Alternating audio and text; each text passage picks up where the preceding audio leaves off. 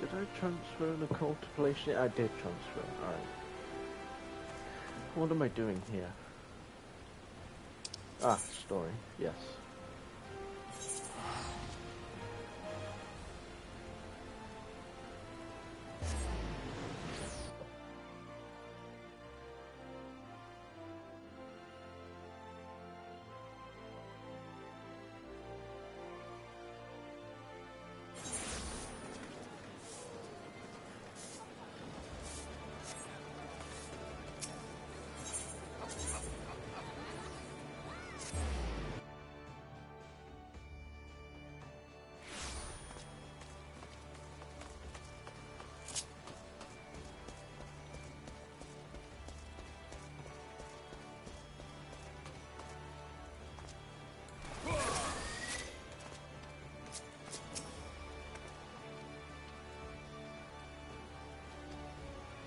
Why did it have to rain?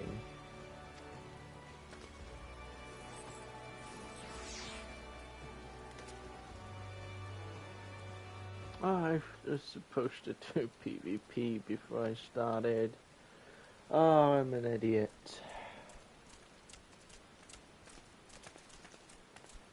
Here he is, my lady.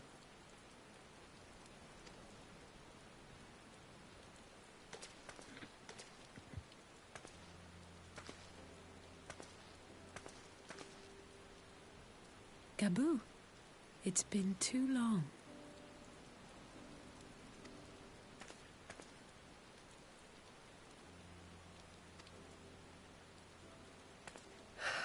I'm afraid there's been no change. If he can see or hear us, he has given no sign. I see. You're still fighting. I'm proud of you.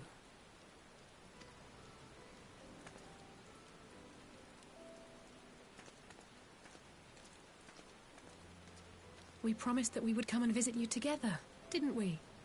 Alphino and I. I'm sorry that we haven't managed that yet.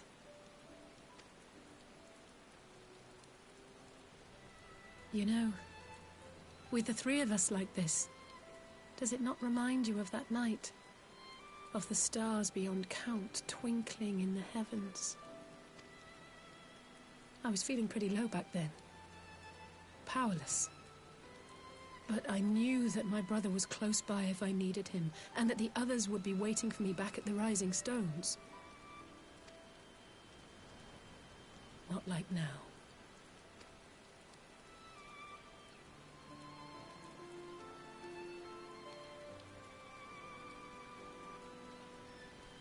I've seen my share of trouble since coming to Eorzea. Been reminded again and again of my limitations, of how little I can change about this world. And I've come to know the sorrow of parting all too well.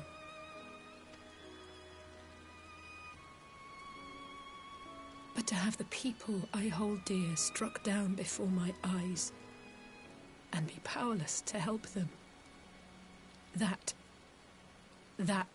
I cannot bear.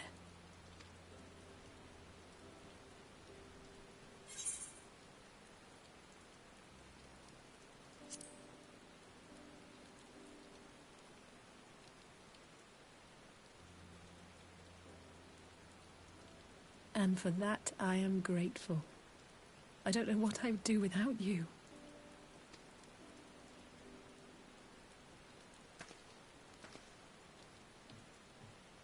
Well, that's more than enough brooding for one day. Come on. We have friends to save.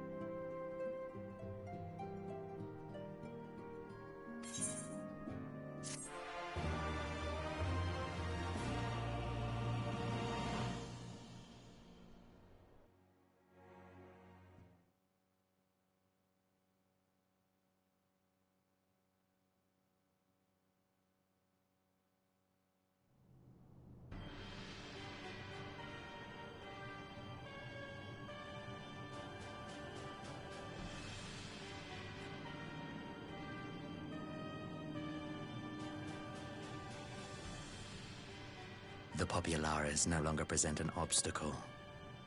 Now is the time to bring the Empire's might to bear.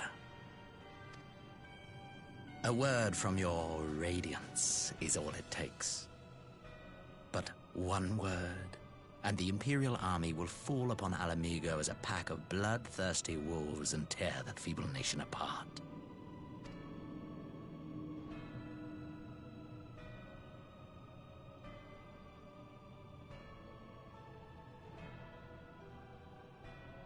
Have you no words for me? Despite the lengths I go to, an emissary playing the part of a fool.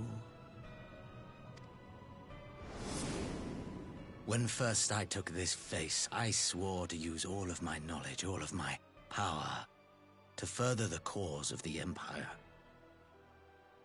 My deeds stand testament to my commitment.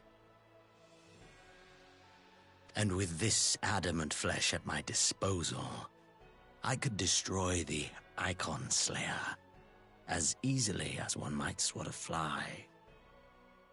Why do you hesitate?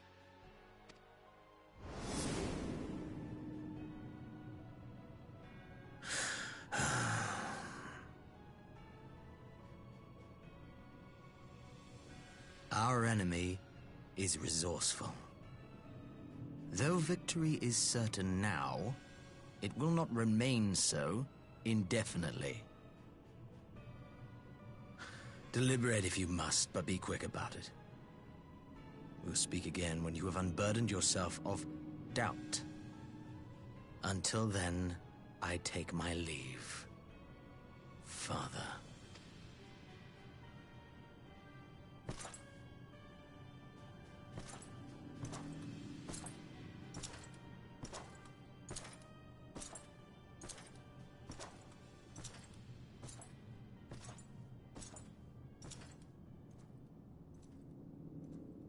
I should be the one to sigh.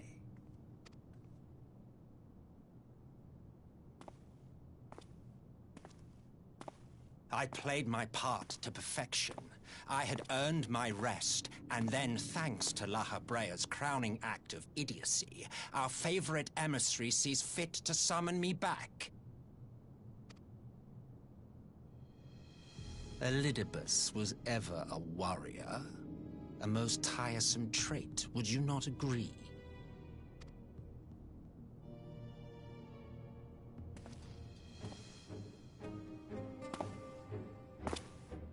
What? Have you no words for me either? No matter. I've long grown weary of this mummery. Now, my dearest grandson, let me remind you of your place in the simplest of terms.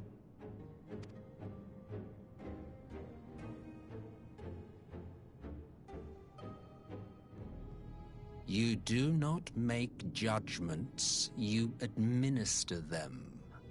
Swiftly and to the letter. Naught else is your concern.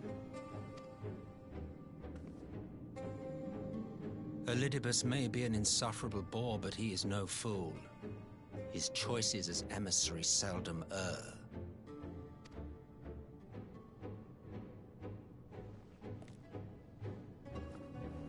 If aught threatens the balance twixt light and dark, it falls to you to remove it.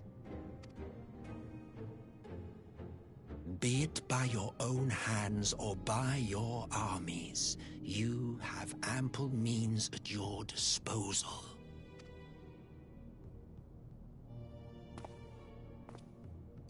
That is why this empire exists, why I built it! Oh dear, have I touched a nerve? You always were an easy one to read. I pity you, I do. As they say, ignorance is bliss. And I know how much happier you would be not knowing the things you know.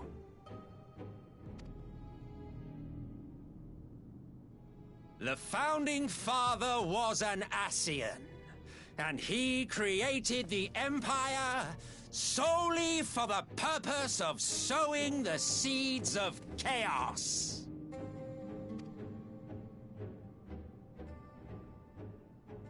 Don't take it personally. I merely do my duty. To bring about a calamity requires no small amount of power, and there is no surer way to obtain such power than by collecting powerful pawns. To that end, I have labored long and hard, and I must say I am quite pleased with my handiwork, paltry though it seems in comparison to Alag.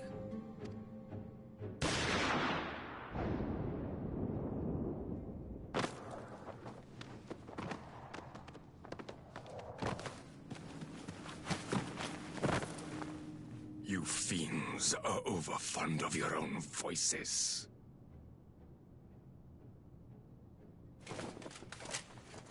Mark me, Ascian. Man is the master of his own destiny.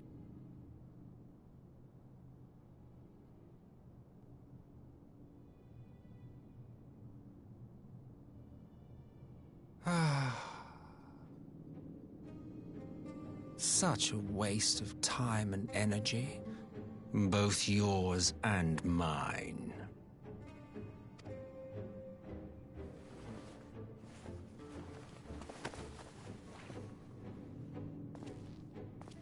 Lest you forget, you are Emperor now. If you wish to spout drivel about man's destiny, save it for the masses. It will serve to give them a sense of purpose, and you pliant pieces for the game.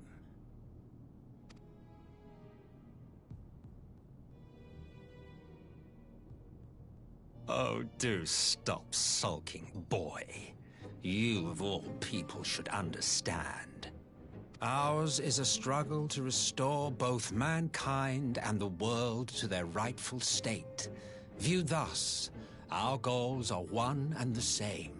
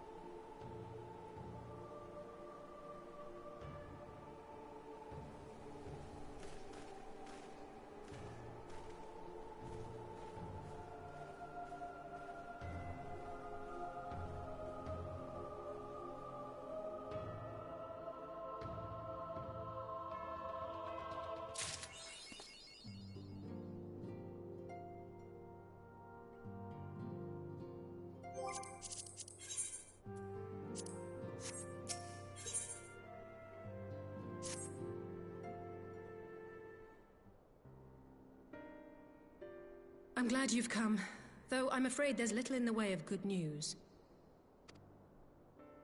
After you left, we reached out to both the Alchemists Guild and Stillglade Fane and attempted all manner of treatments. But the results were always the same. Whatever the answer is, it's not alchemy or conjury. Why did it have to be Y'shtola and Urianger and not me? Out of all of us, they are the ones who could feasibly have solved this puzzle. And Elfino's still missing. God, it's all going wrong. Where do we even start? A grave situation indeed. Might I be of some assistance?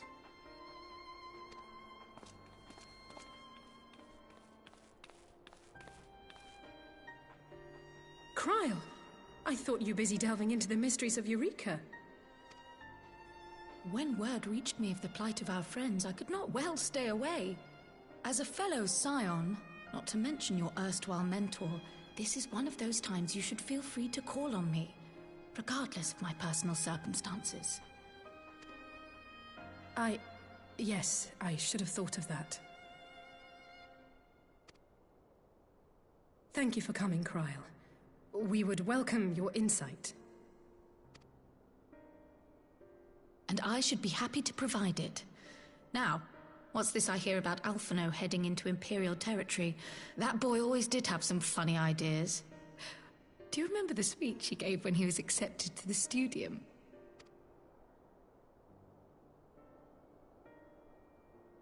My life's goal is naught less than the salvation of this star.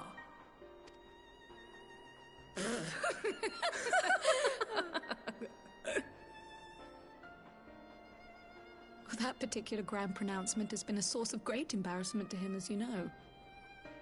But the fact of the matter is, he meant every word and has lived his life accordingly.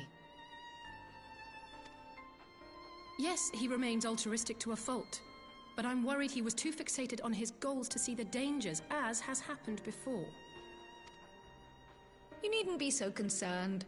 Though his values remain the same, Alphino is not the blinkered boy he once was. Slowly but surely his eyes have been opened, thanks to a certain someone. A certain someone whom he'd be mortified to learn had heard about his little speech. Mum's the word, eh?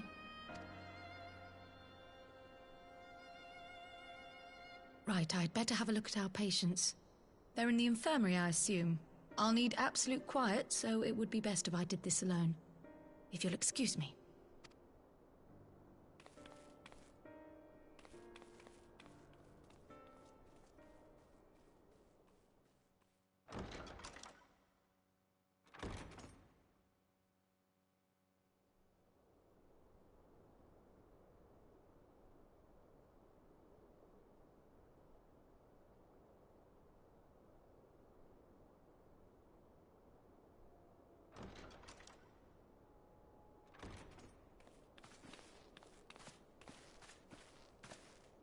All three are in fine physical health.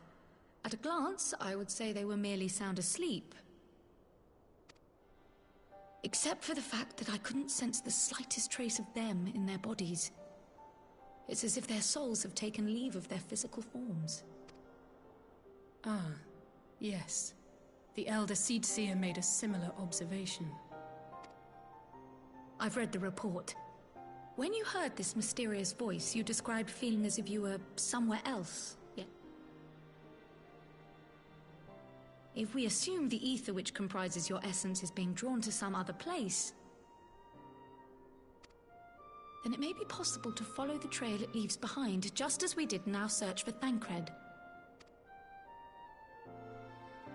I wasn't around for that, but I can't imagine it was easy. Oh, it wasn't. But that's no reason not to try. I will have need of Master Matoya's crystal eye if I'm even to make the attempt. So I suggest we pay her a visit.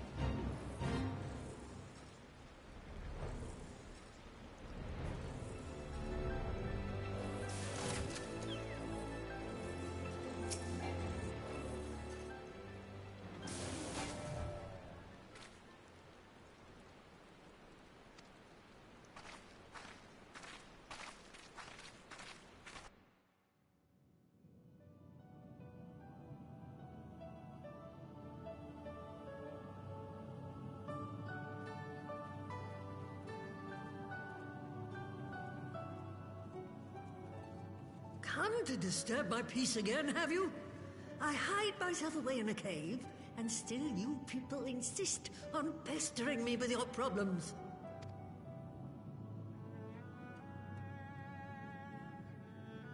Oh, I mistook you for young what's-his-name, but I see now you're the sister. Weren't you supposed to be the lively one? I've seen happier faces at a rain-sodden burial. Well, I'm sorry to dash your expectations, but the situation isn't exactly conducive to gaiety. Ha! That's more like it. Stoller used to spit and hiss like a wildcat too. Better for a young thing like you to be filled with fire and leave the doom and gloom to your elders. Now, what exactly does this tragic situation of yours have to do with me? If I may, Master Matoya, we have need of your crystal eye once more.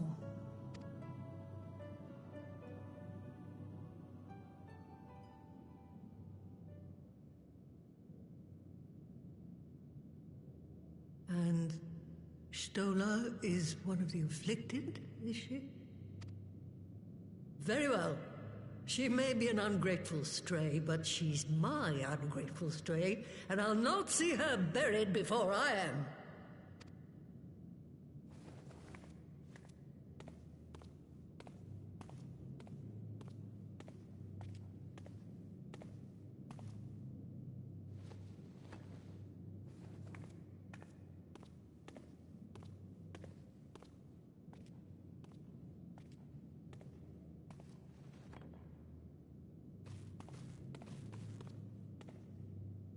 Right. Let us see what we can see. I'll begin from where our friends first fell, and cast my senses out from there.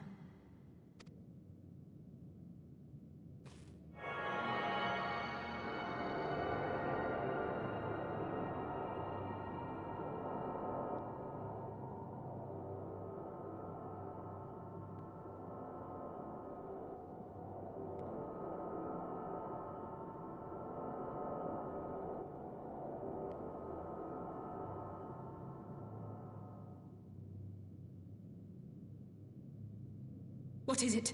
Did you find them? This doesn't make sense. How is it even possible? How is what possible? Kryl, what did you see? The threads, they just ended. And no, I didn't lose track of them. I followed them as far as they went. It's as if they were cut off. Could their ether have dissipated if it had? Oh, gods! Their bodies are just husks. It's like the broodmother's daughter all over again. No, this is different. The Kalyana girl was already dead, body and soul, when Lakshmi effected her resurrection. Aye, let's not jump to conclusions. If their physical forms yet breathe and show no signs of wasting, then it follows that their souls must still be intact somewhere. But where? That's the question, isn't it, girl? Death has not taken them to the ethereal sea, yet there are no tracks left for us to follow.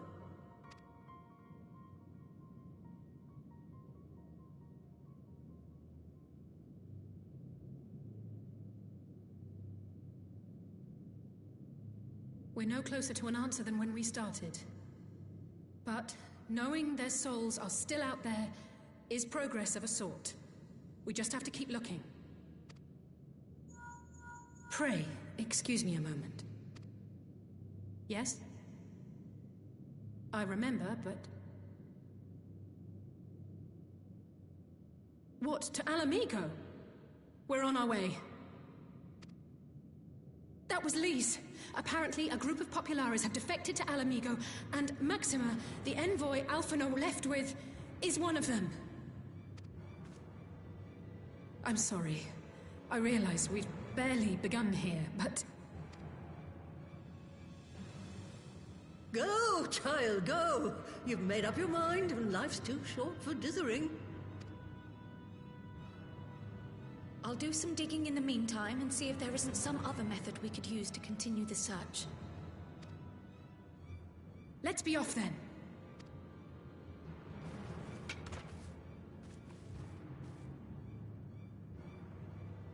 Oh, not again.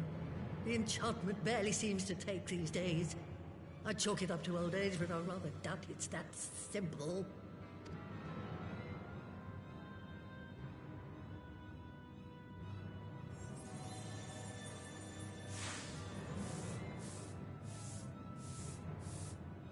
Before they took ill, Y'shtola and Urianger were sharing notes on a thinning of the ether. It seems to be happening all over. Does it now? And here I was, all set to blame my woes on that creaking mountain of refuse clogging up the Thaliac. I fear something has gone awry. Still, there's naught to be gained from starting in shadows. You can only do what can be done, and that but one thing at a time.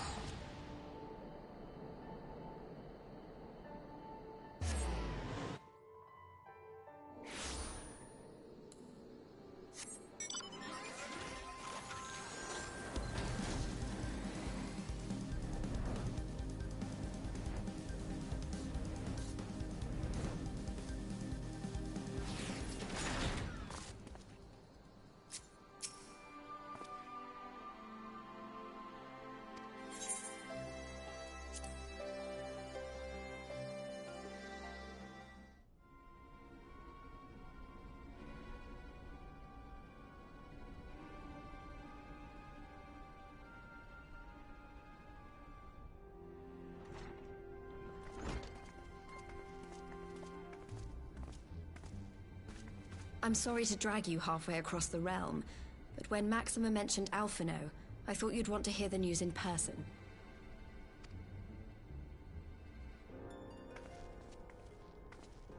Ah, we meet again. Though I was hoping our reunion would be under more auspicious circumstances. What happened to my brother? Where is Alphino? Never fear, my lady. Your brother was in fine health when I took my leave of him, and I have no reason to assume that has changed. You assume? If you will allow me, I shall endeavor to explain events. Our troubles began not long after we departed Doma. While crossing the burn, we were fired upon by the Emperor's personal guard and forced to make an emergency landing. As we stumbled from the wreckage, our attackers fell upon us again, and we would have perished there and then were it not for the intercession of a third party, a band of mercenaries whose leader claimed to pursue a vendetta against the Ascians. This shadow hunter, as he styled himself, then escorted us out of the wastes to relative safety. Upon arriving back in civilization, I gathered my Populares colleagues and prepared to flee the Empire. Master Alphino, however, declined the invitation to join us, preferring to continue his investigation into the Ascian threat.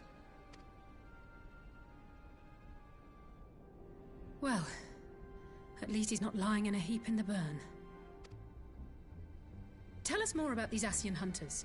Who are they? And is Alphino still with them? He is. As to who they are, I'm afraid I have nothing to tell you. Beyond the fact that they root out and destroy Ascians, they were unwilling to divulge anything which might serve to identify them.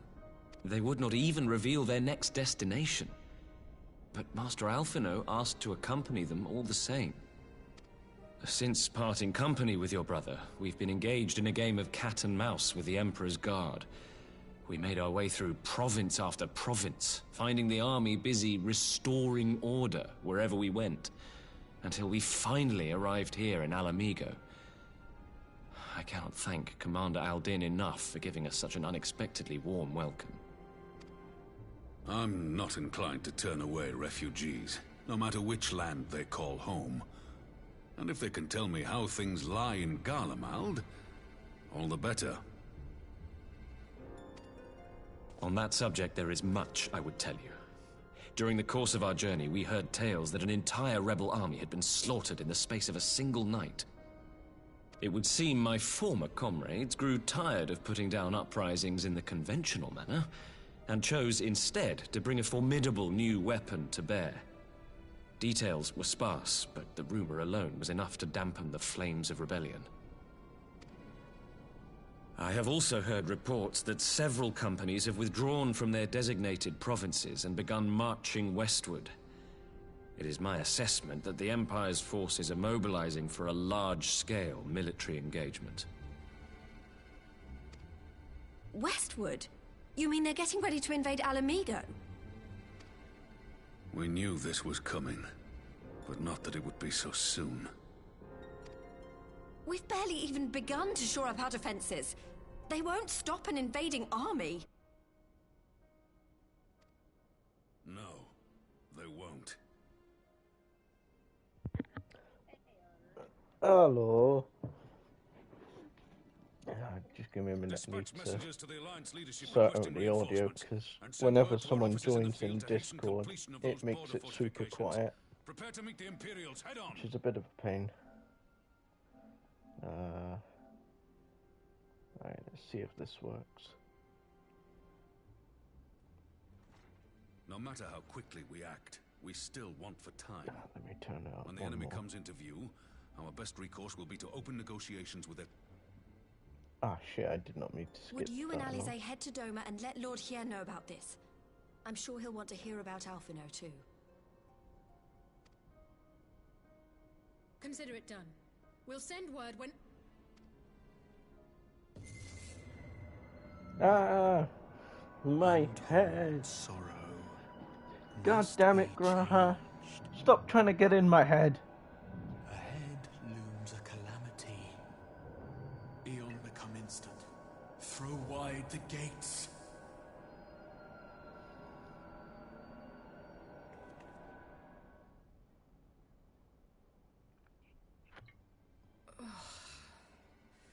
You... Well, at least we're both still standing. Oh, thank the gods. I thought we'd lost you for a moment there. Why does this keep happening? I wish I knew. Nothing we've tried has brought us any closer to an answer. We'll keep working on it. But first, we need to go and see Lord Hien.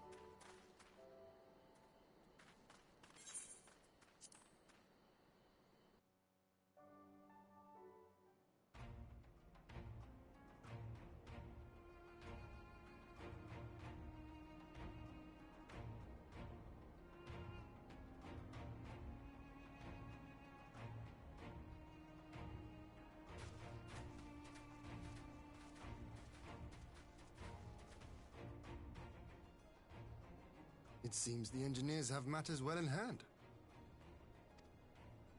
Should the barrier work as we intend, Doma will be free to reinforce her allies in Alamigo without fear of weakening her own borders. Honored friends, the time has come to put your hard work to the test. Start the generator.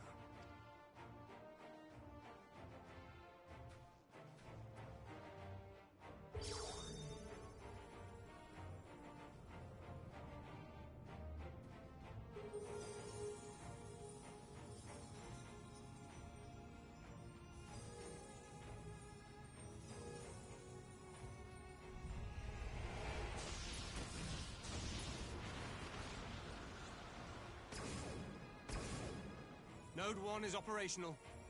Nodes 2 to 8 are reporting similar energy levels. The barrier is forming.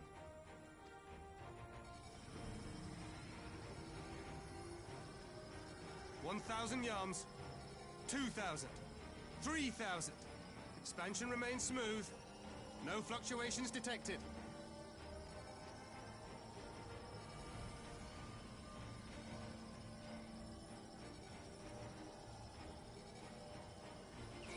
$4,000.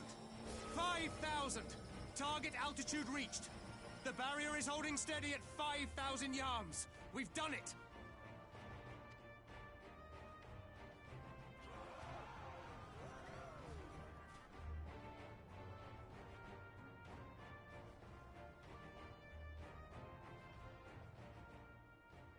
Is that an Imperial airship?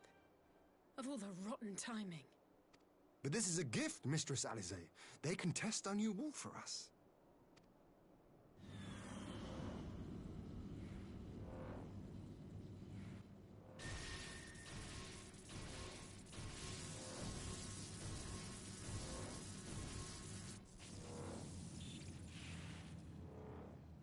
Seems solid enough, though I was hoping for a fireball.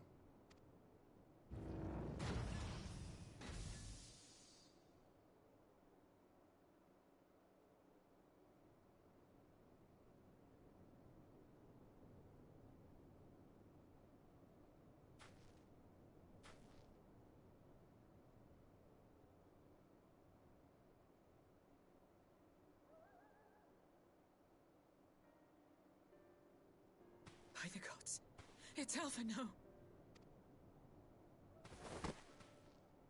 What are you? Let me go! He has my brother! Lower the barrier!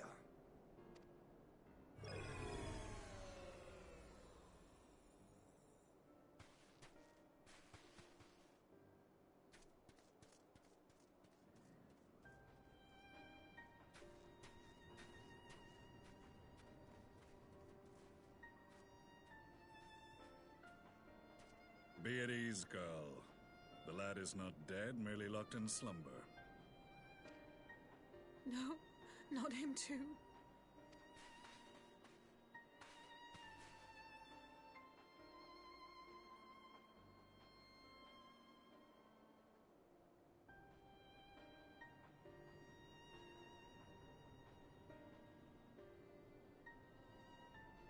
We could identify no cause and found no remedy.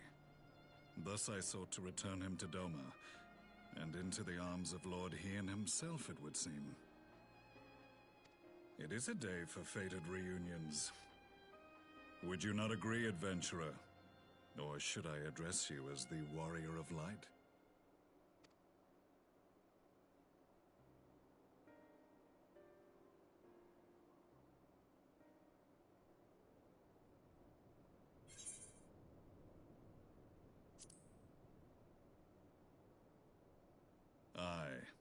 Gaius van Baelsar, the Black Wolf. That was the title I was given, one I have long since relinquished. Stand down. The legatus of the 14th Imperial Legion died in Castrum Meridianum. I am no more than Gaius Baelsar, a man without rank or allegiance. Impossible! There's no way you could have survived. Do you remember how it unfolded? How I was deceived by La Habrea?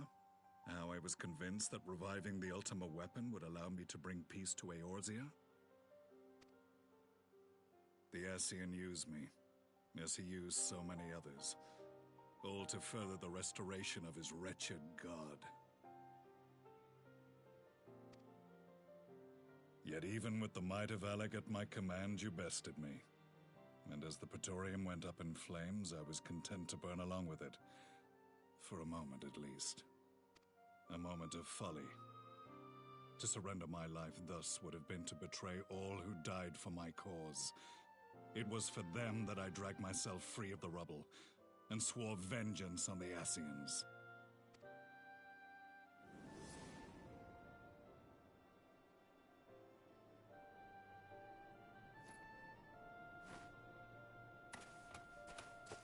The Black Wolf has shed his pelt, never to return to Garlemald or her legions. I live now only to exact revenge.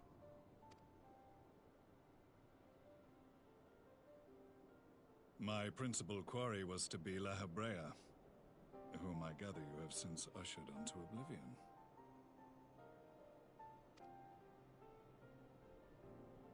But so many more remain.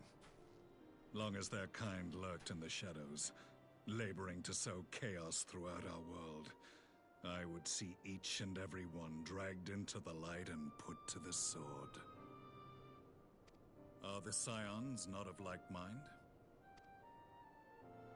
In this single respect, perhaps. Then I shall continue the partnership the boy began, and share what intelligence I have acquired.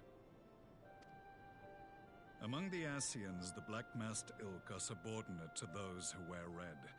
This you already know. Yet among the Red there exists a hierarchy.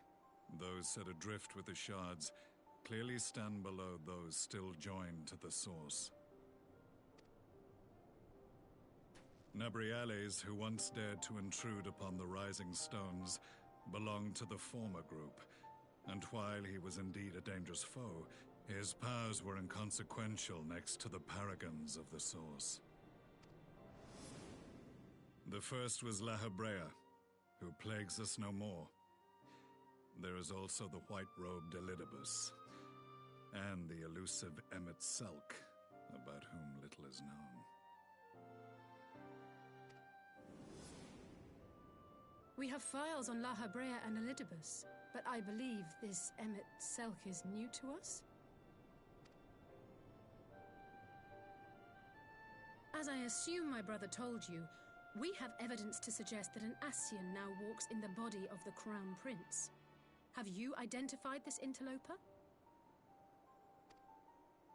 Elidibus seems the most likely culprit.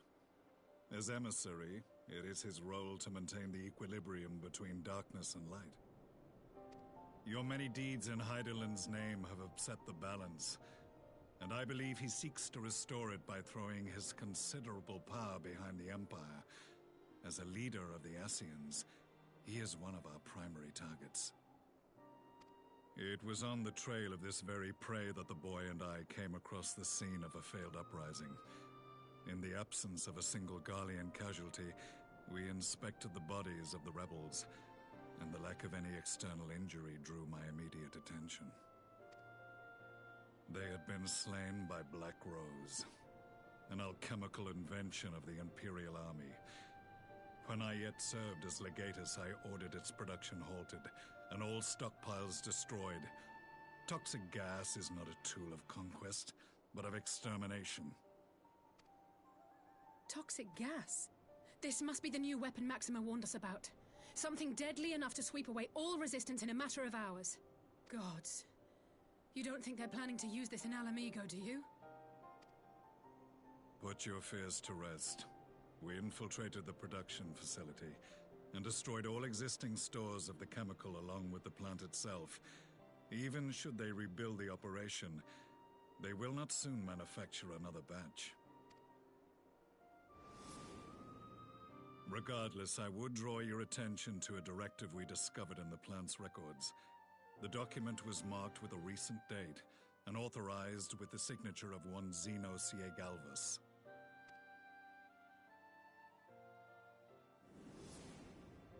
A dead man signing the death warrant for thousands. 'Tis bad comedy.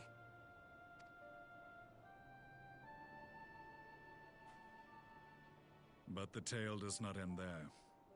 Within that same facility was a chamber filled with devices of elegant design. Cloning technology, we realized. And what should we find in each and every incubator? But a young Emperor Solus.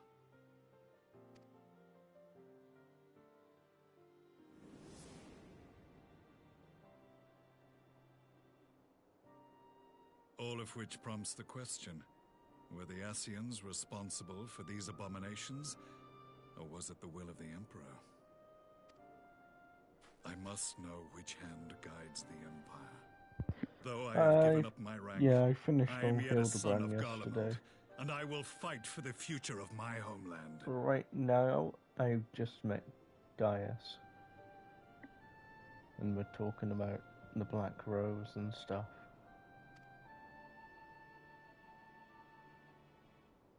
It is time I return to the hunting of shadows.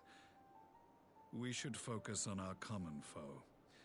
To reopen old quarrels now would serve no purpose. You saved my brother's life, so I'm willing to let sleeping dogs lie. But in truth, it's not my decision to make.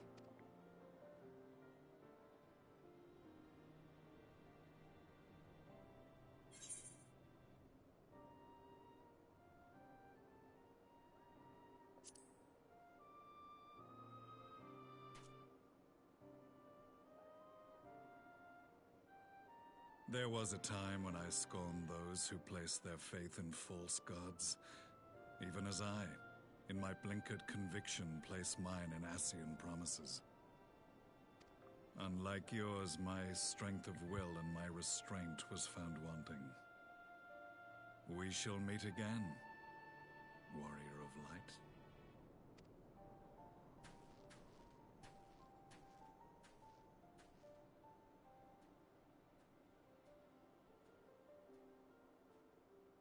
So that was the infamous Black Wolf.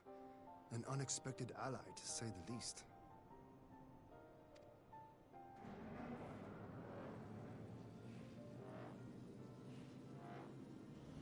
Well, I am content to leave the fine-tuning of the barrier to cleverer minds. Let us bid our friends from the Ironworks farewell, and see what can be done for Alphino back in Dorma.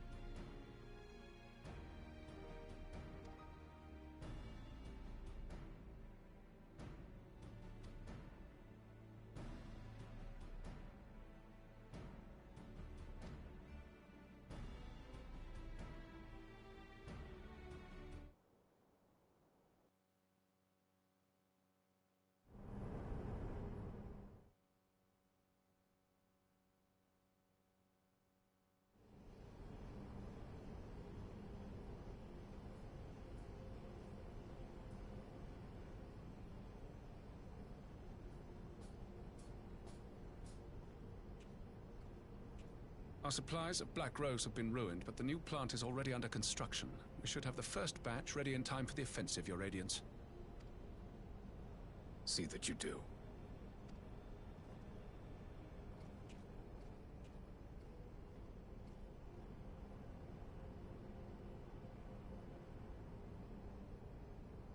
Ah, yes, the infamous Black Rose. If I recall correctly, Gaius did not much care for the invention.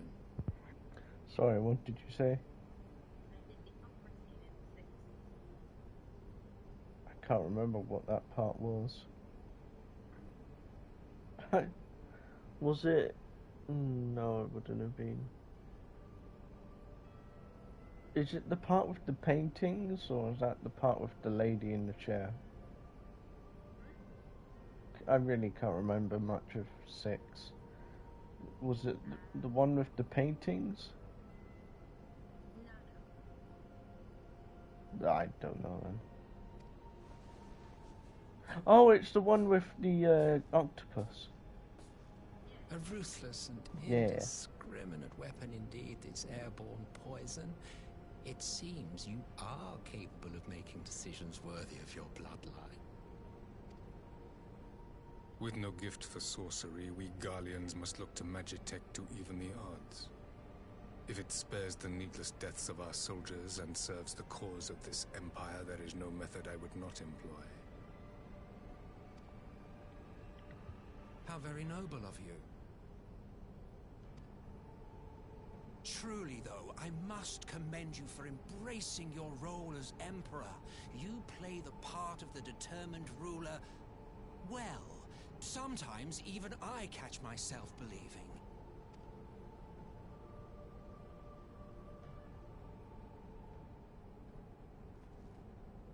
A silent agent of death. Now that I think on it, Black Rose may well possess the perfect aspect. Slowly but surely, the deluge of light has worked upon the ether here in the source, and the gas should be most susceptible to its influence. Well, I shall leave you to your own devices. Go forth and bloody the land with your grand and glorious war.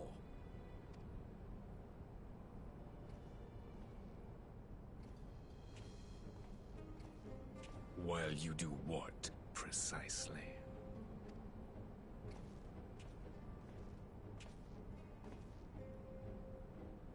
Need you ask? I will be doing what all Ascians do. I am well aware that your kind exists only to usher in the next calamity.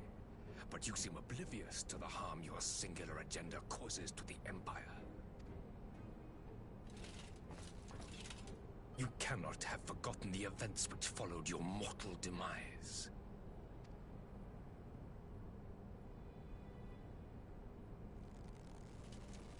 Our homeland was plunged into civil war for your failure to name a successor. The edifice you so carefully constructed was but a hair's breadth from collapse.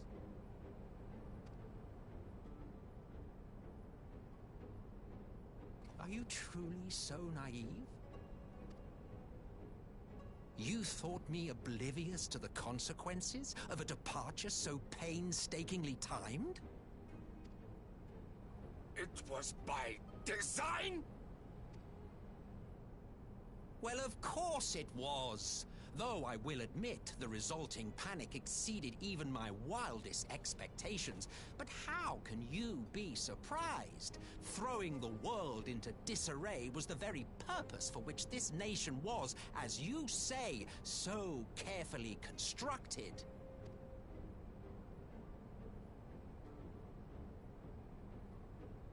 Now, if you have no further questions, I must be on my way.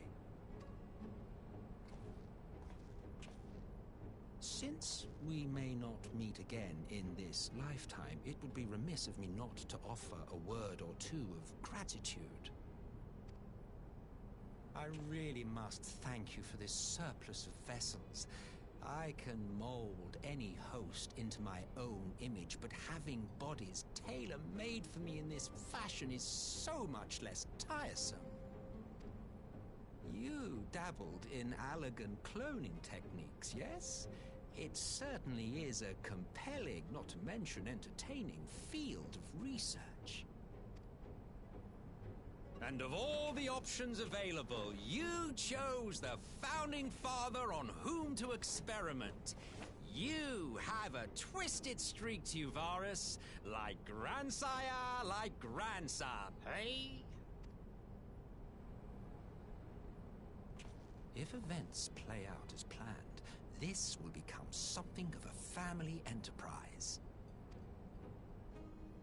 You will be the capstone of this world, I the anchor and the shard, and together we will give the lie to this star's fraudulent existence.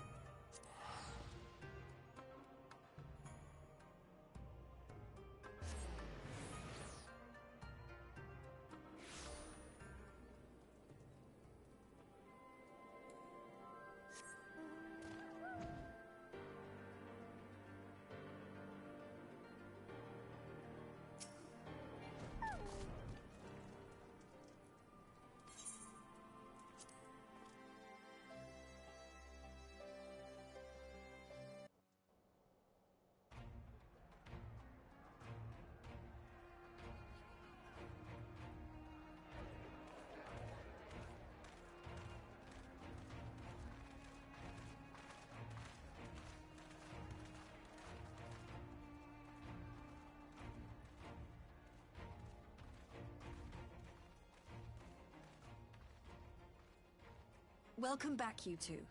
Greetings, Lord Hien. Glad you could join us. Glad to be here.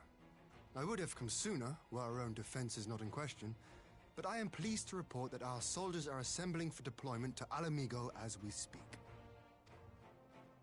We're grateful for your support. Thanks to the efforts of our allies, it won't be long before we've established defensive positions on this front as well.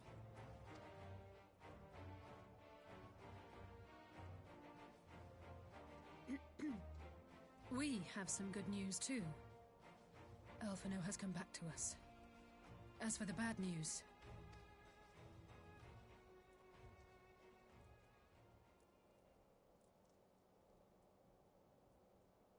So, Alphino won't wake up, Gaius van Baelsar is alive and hunting Ascians, and the Empire is planning to poison us all with toxic gas. Does that sound about right?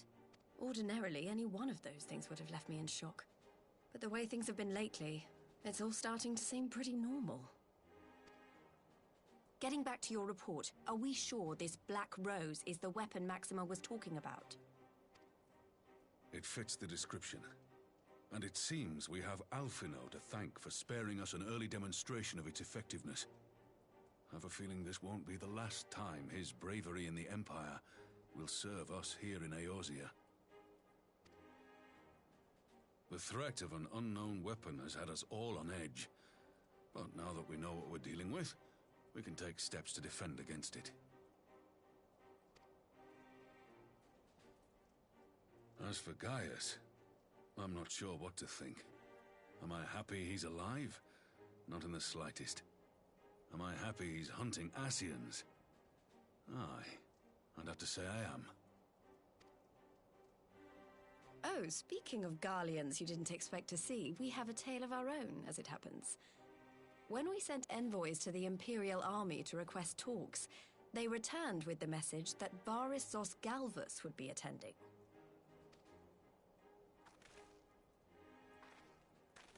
The Emperor himself? Well, Varys did sanction the Popularis peace mission. But knowing that an Ascian walks in his son's skin, I do not see how we can trust him or anyone from that nest of vipers. The Alliance would proceed with negotiations regardless, if only to give ourselves more time to prepare. We do, however, require your cooperation. Right. Yes. So, as a condition for the talks to go forward, the Empire has requested that a member of the Scions be present. There'll be a representative from each Alliance nation, of course, but I'm afraid we have to ask that you come along too.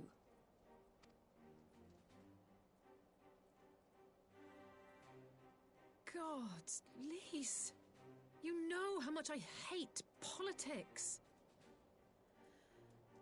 But then, what choice do I have? Alphino and the others aren't going to do it. Very well. I shall attend as the Scion's representative.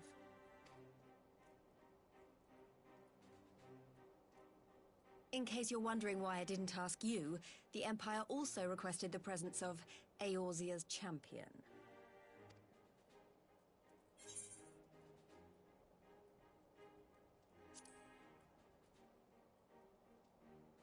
That's settled then.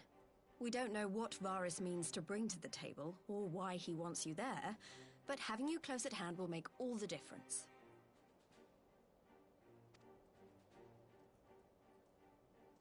The meeting will take place on the border. Anticipating an early assault, we mean to position the bulk of our forces nearby. The Alliance leaders should already be on their way. Once you're ready, we can head out and join them.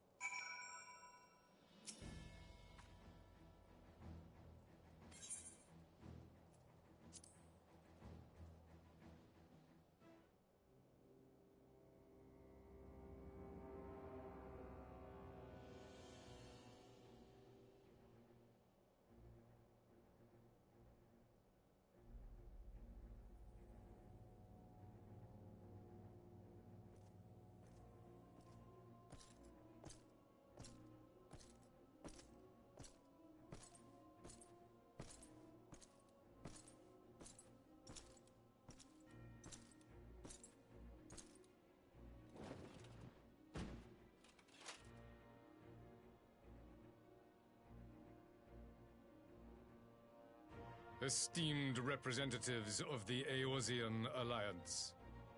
On behalf of the Garlean Empire, I thank you for inviting me here today. As this parley was convened at your request, I invite you to speak first. Very well, Your Radiance. I, Nanimo Ulnamo, 17th in the line of Ul, should be pleased to oblige you. As recent events in Alamigo and Doma have made plain, the subjugation and exploitation of neighboring nations is not a sustainable policy. Should this day end in war, you may very well defeat us, but you will never extinguish the people's desire for freedom. Though it may not be in our lifetime, There will be another revolution, another war, and the cycle will continue. Doma has entered into a concord with the nations of Eorzea, a partnership wherein we recognize one another as equals. Garlemald could be afforded similar treatment. You need only set aside your ambitions and join us in paving a path towards peace.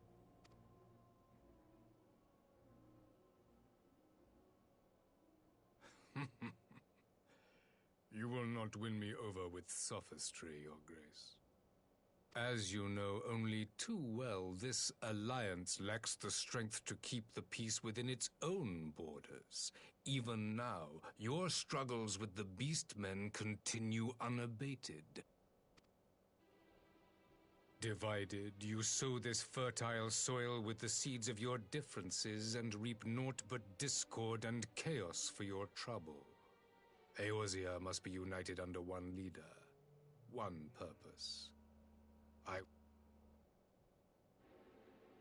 With all due respect, Your Radiance, the only thing that you offered the people of Alamigo was fear and hopelessness.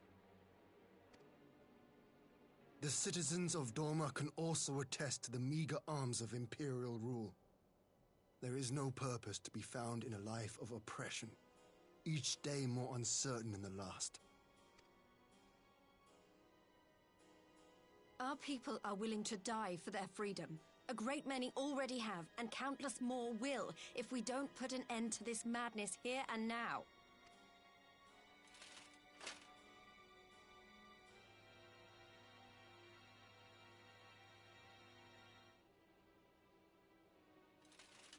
We brought order and stability to your lives. This madness and bloodshed is of your own making. You broke the peace, not Garlemald. Peace. Order. You kill our peoples, despoil our lands, take everything that is ours. And what? You expect us to lick the boot that grinds our faces into the dirt?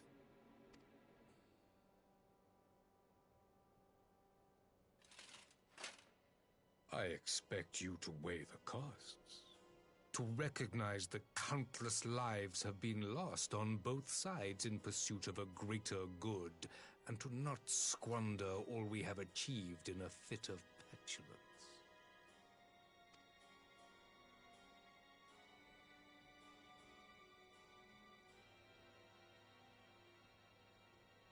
Your Radiance, I fear I can personally attest to the dangers of pursuing one's vision with such righteous fervor. For 1,000 years, the Holy See of Ishgard waged war with dragons. 1,000 years of sacrifice, of sorrow and hate, in which we bathed in the blood of friend and foe alike. Had it gone on any longer, we may well have drowned. Yet we have chosen to raise ourselves out of this bloody spiral, and have since made peace with our former enemy. So I understand. No doubt the dragons were more receptive to your overtures in the wake of their leader's demise.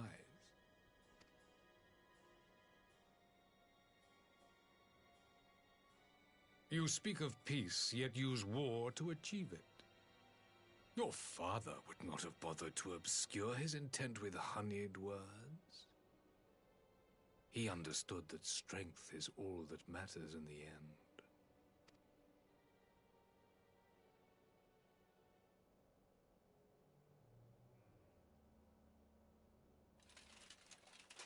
Without his clarity of vision, I can but wonder what will become of Ishgard and her people.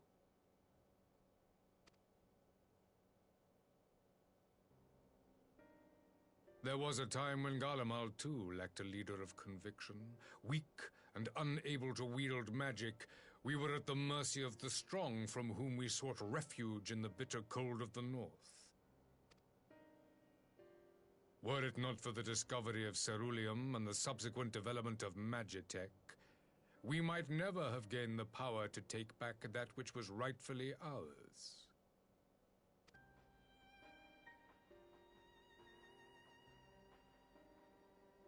You speak as if your people were the first to have been driven from their homes. Limsa Lominsa was built by wayward souls in search of a place to call their own. On the shores of Vilbrand we found it, and from those humble beginnings did we grow and flourish. And all without robbing our neighbors of their liberty.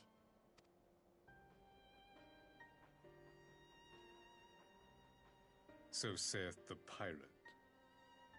Am I to believe that you simply asked the kobolds to yield up their lands and that they were happy to oblige you? That you did not drive them out like rats in the hold of one of the many ships seized by your privateers?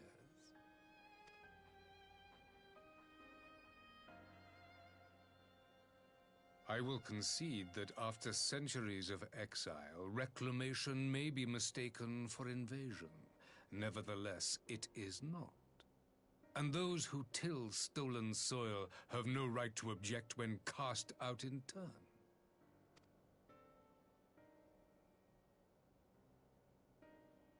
Your uncompromising nature rivals that of the Ixal. They too lament circumstances which they themselves perpetuate. Were they but to embrace peace, we would welcome them with open arms. Indeed, some few have done just that, and now receive of the 12's Wood's bounty. Would that your people might learn from their example.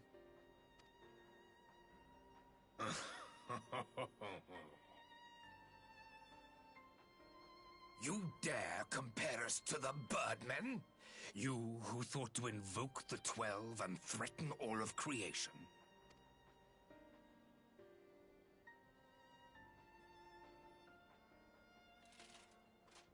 I came here in the hope of finding some speck of common ground, but I see now these discussions will accomplish nothing. Despite what you people may believe, I am not wont to choose the sword over the olive branch. 'Tis but a pity men are loath to accept one without first being shown the other.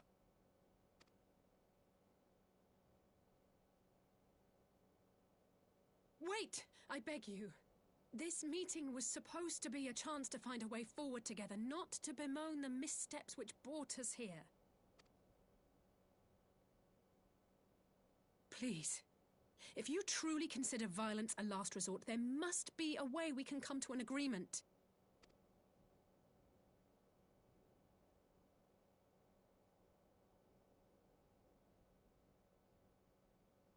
As Mistress Alisaie says, we did not come here to bicker over the past, but to discuss how we might strive towards a brighter future.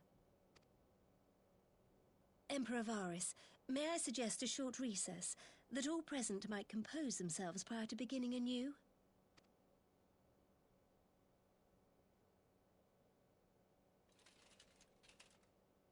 Very well. I pray this intermission will suffice to move these talks in a more constructive direction.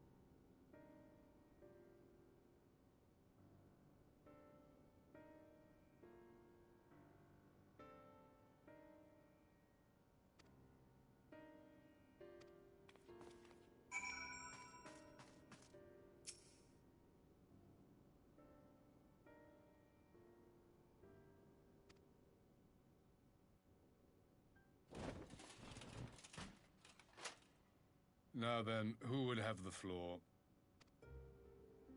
Before we resume, I wish to offer you an apology. After you graciously accepted our invitation to discuss an armistice, we have done naught but rebuke you at every opportunity. I believe I speak for all of us when I say we are deeply sorry for our discourtesy.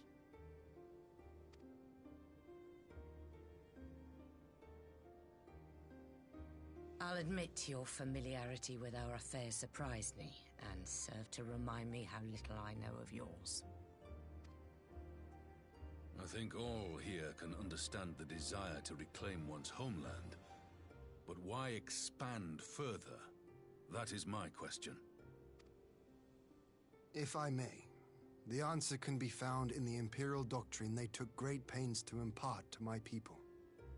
Recognizing the threat icons pose to the world, Solus Zos Galvus decreed that they were to be eradicated.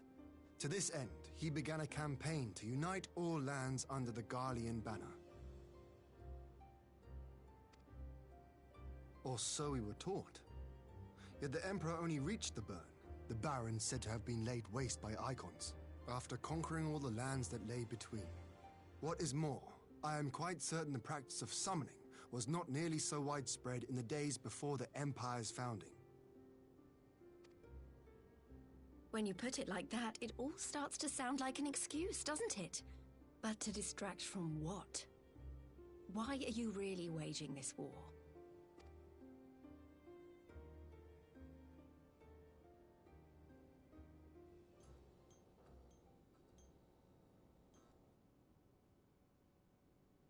Finally, you ask the right question. I can but hope you heed mine answer and at last accept the righteousness of our cause. My goal is this: to return the world to the way it once was, the way it was always meant to be. In doing so, mankind will be made whole once more.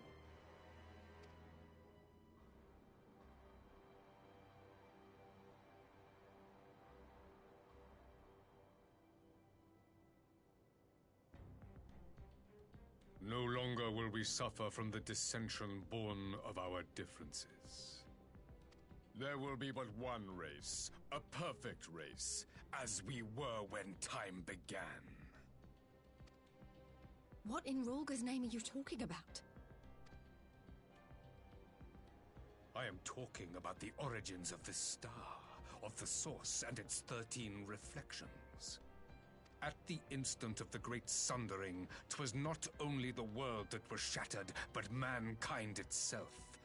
Thus were we divided into myriad races, each with its own unique imperfections. That is why man looks upon his neighbor and feels fear and hatred, why he wages war, why he kills his brother. You all in your own way have proven as much today. The peace you seek is but a fleeting solution to a fundamental problem. One which calls for more drastic measures. To bring about everlasting peace, our worlds must be rejoined.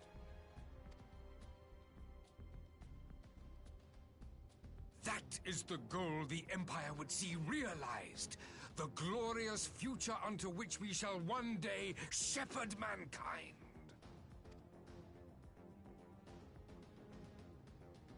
A rejoining of worlds. I have heard this tale of the Source and its reflections before. Are these not the self-same desires as the Ascians? Emperor Varys, do not trust in their words. They will lead you to your doom. My father thought to use them, but in the end he succumbed to their temptations. He embraced summoning like so many other pawns before him. Do not tell us you mean to do the same.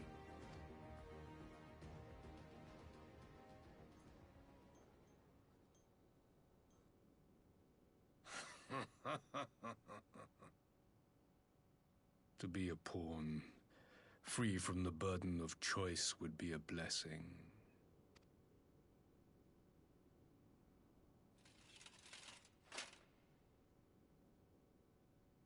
But I forswore that privilege the day I learned that the Garlean Empire was built by the hand of an Ascian.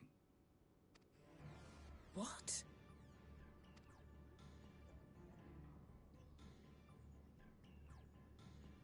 Yes. My grandsire, the former Emperor, is of their number. And who better to build an empire capable of bringing about the calamitous change we desire? Would you condemn me for this alliance? For bowing to the will of these shadowy masters, when the prize is true and lasting peace?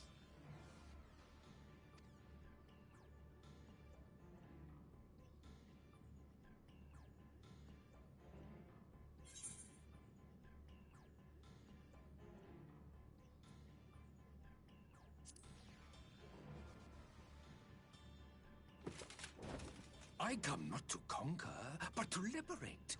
To free man from the prison of divergence. Imagine a world united. One perfect race beneath a single standard. An army before whose might these servants of darkness and light would fly as leaves in a storm, never again to meddle in man's affairs.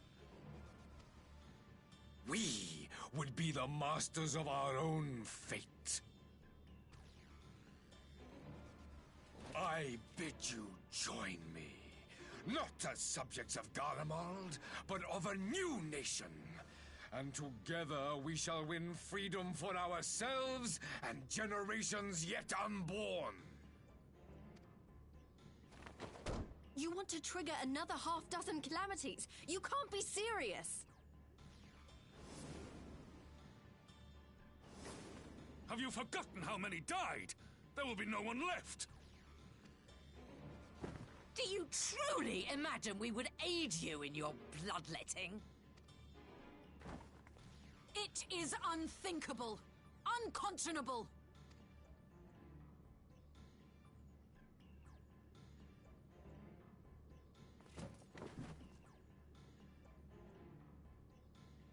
And what is the alternative? To be as cattle waiting for slaughter? I would have us work together, that we might take fate into our own hands! Into your hands, perhaps. But what of the other worlds, your radiance? With every calamity, you obliterate a star and every soul that dwells on it.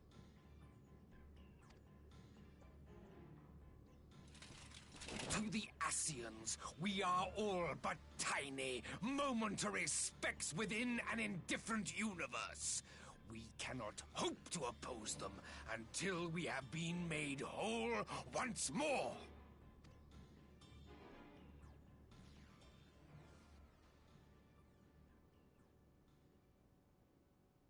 Are these truly the words of Garlemald's ruler? The flaws and foibles which you so abhor are what make us who we are. Every nation, even yours, Emperor Varys, is made whole through the combination of these imperfections, the strengths of one compensating for the weaknesses of another. While it is true that man succumbs all too often to anger and avarice, he may yet overcome his baser instincts through the forming of bonds with others, fostering community and cooperation. That the protector of an empire should not only reject these fundamental truths, but seek to change them at so dear a cost to life is indefensible. Such a man is not fit to govern.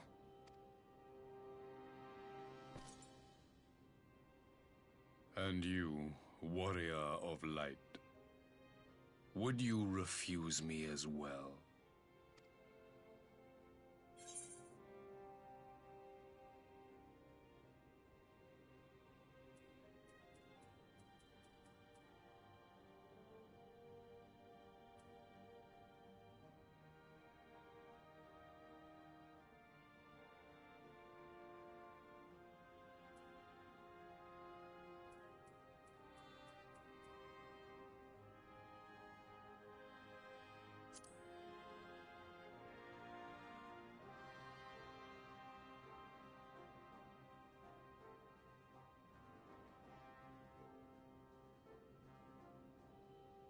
It would seem the Alliance is of one mind on this matter.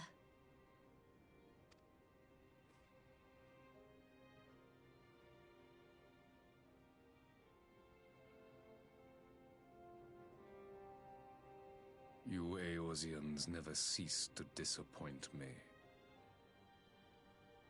Though I suppose I have only myself to blame for expecting more from savages. This discussion is at an end. I bid you make ready for our next meeting. It will not be at the negotiating table.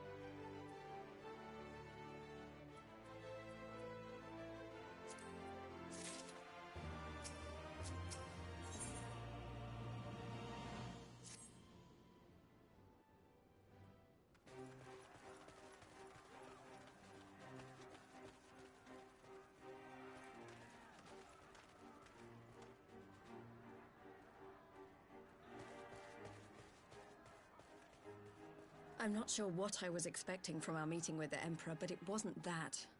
Still, at least we know now what he's really after. Aye, a future built on a mountain of bodies. I too want the Ascians dead, but not at any cost. The last of the reinforcements from Dorma arrived not long ago. I pray it will be enough. Given the Emperor's stated goal, this is a battle we can ill afford to lose.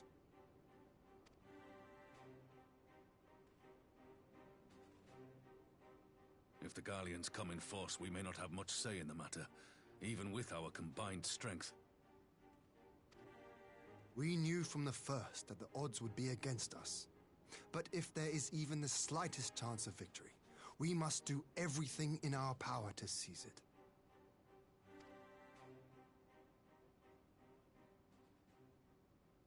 We must seize it, full stop. Here!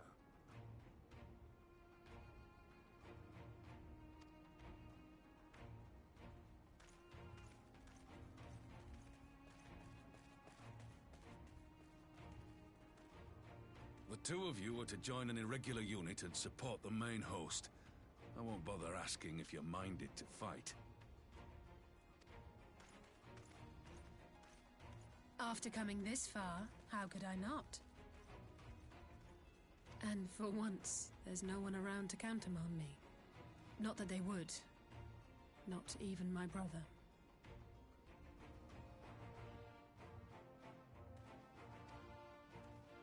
But we all know who really make the difference. Ready to frighten some Garleans?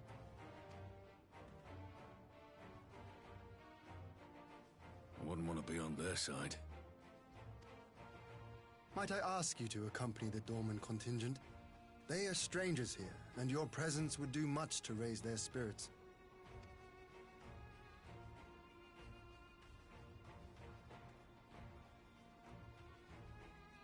We would be honored.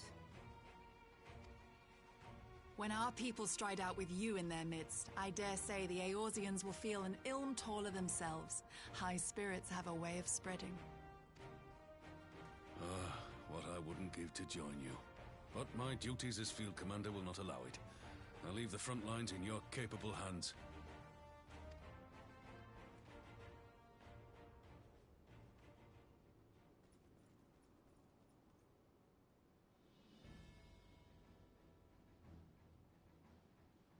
Comrades, ready your arms. The hour of battle has come. May the crystal guide us to victory!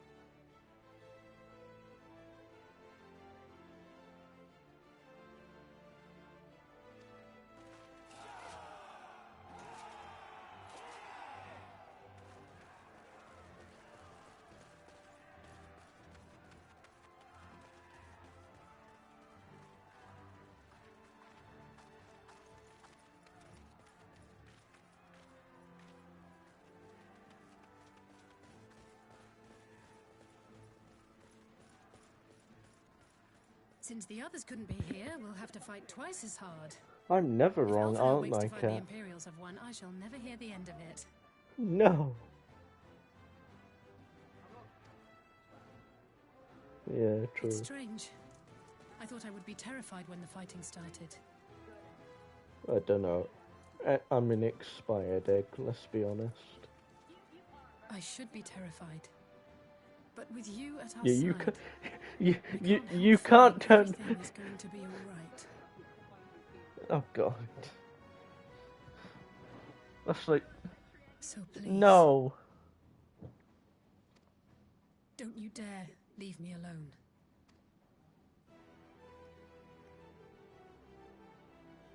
Did Alice just confess her love to me? What? What is this?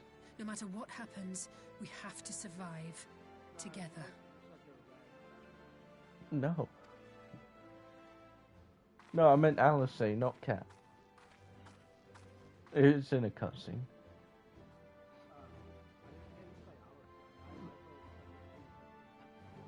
Not no. Cat's a lesbian. I'm aware. Yeah. Wow. Thanks for that. You're supposed to be my mother. How dare you?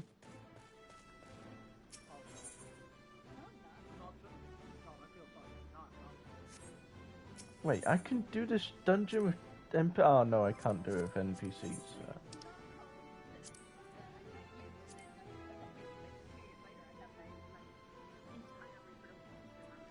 Wow. Oh God. What do you mean you decline? Grimlit Dark, I think?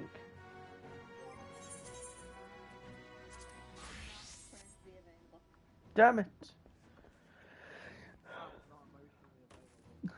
What about you, big boy? Why? Why you betraying me like this? Yeah, she's saving.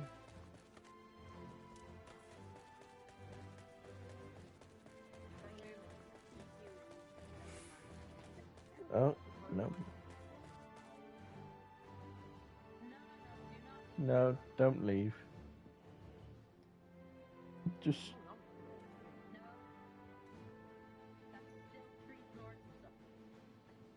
Oh God.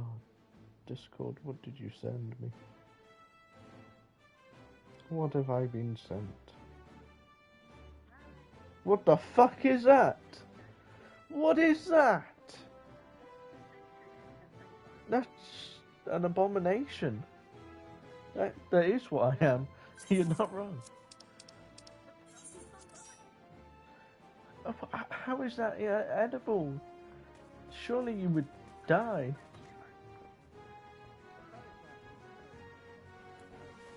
Oh God, yeah, I hate licorice.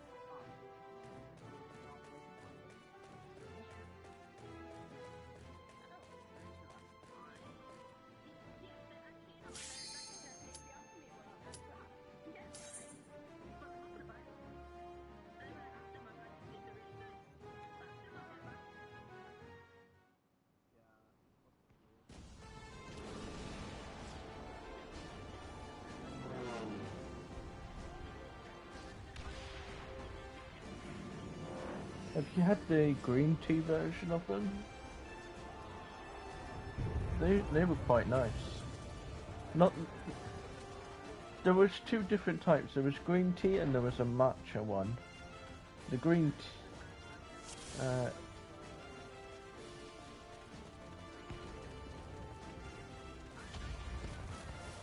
Forward! Forward!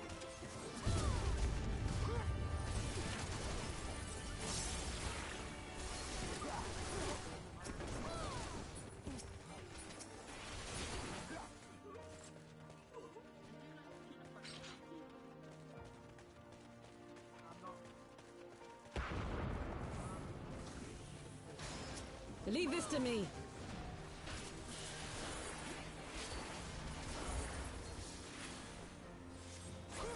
I need to sort my audio. 1 second.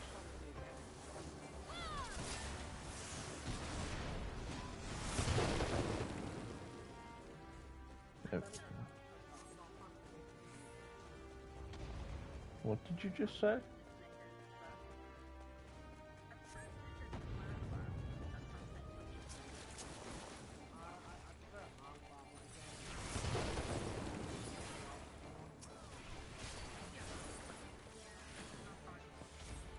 Well, but especially with the price they are, you could buy a free pack for the same as an individual pack. I mean, an individual one. I only buy it when it's like Easter, you know, and it's in egg form.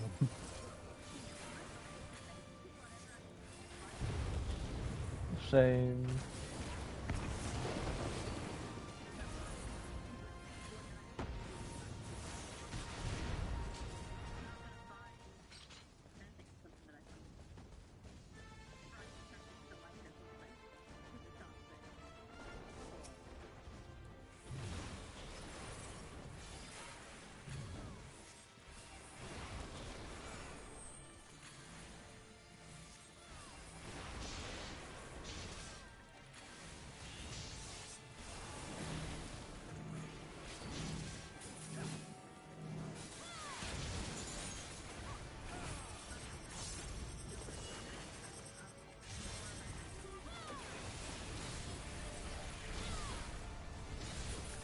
Oh god, that's a burn.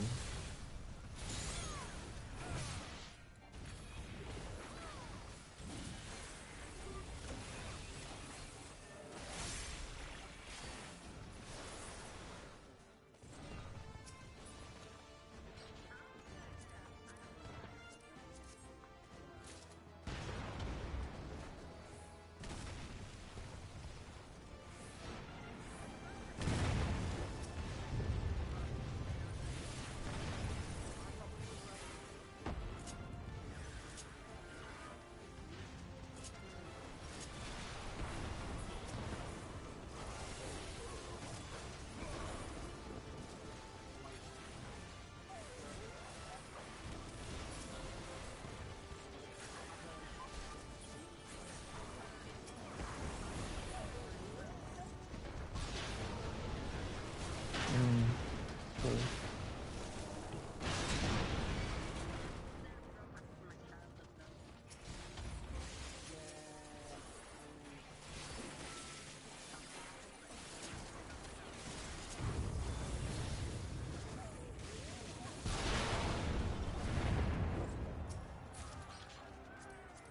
Yeah, probably. I shan't hold back!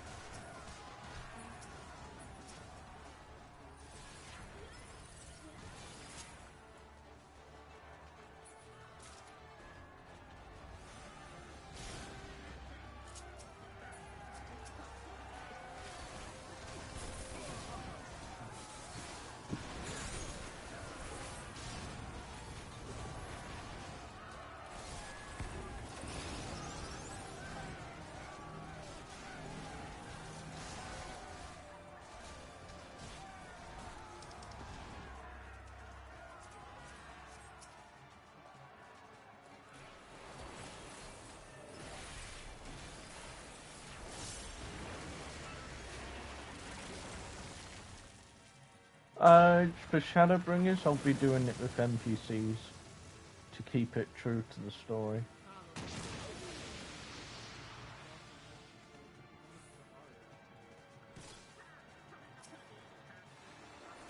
Yeah. For that...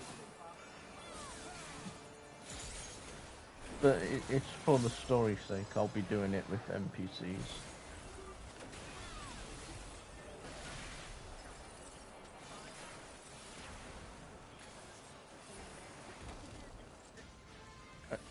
A second time I would have people with me. But for the first time, since it's going to be recorded, I want NPCs. Which I think they're adding in the next patch, aren't they? For Stormblood. Stormblood. Yeah, I think so, yeah.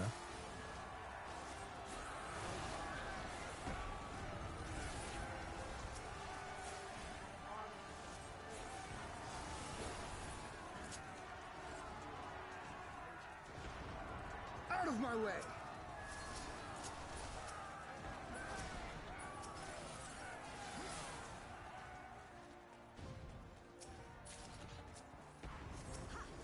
Ah, get off me.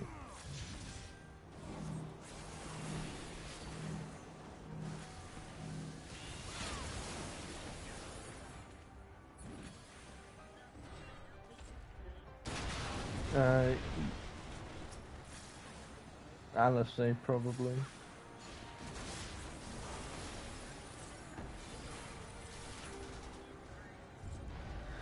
I think it was Hien.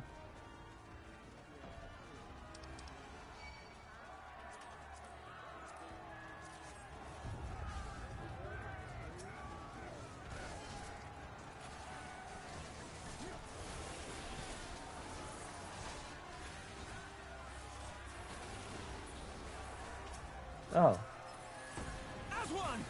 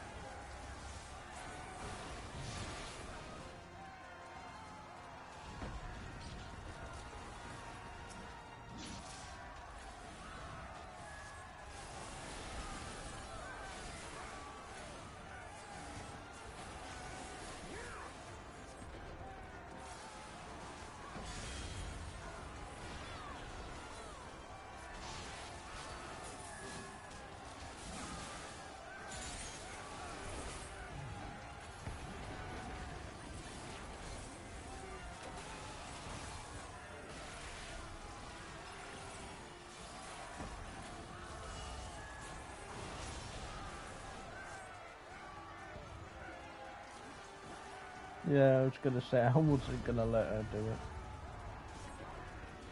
it. It was, she was in position for it.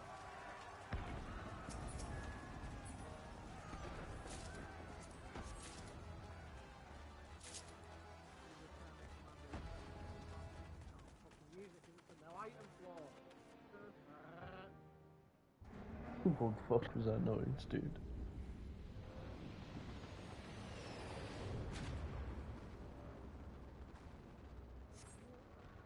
Is there another dungeon after this?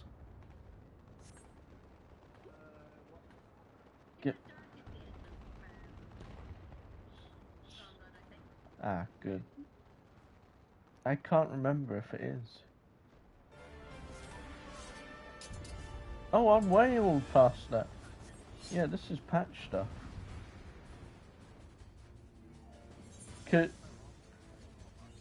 Because everyone's current, well, apart from Alice, but everyone's gone to the first right now.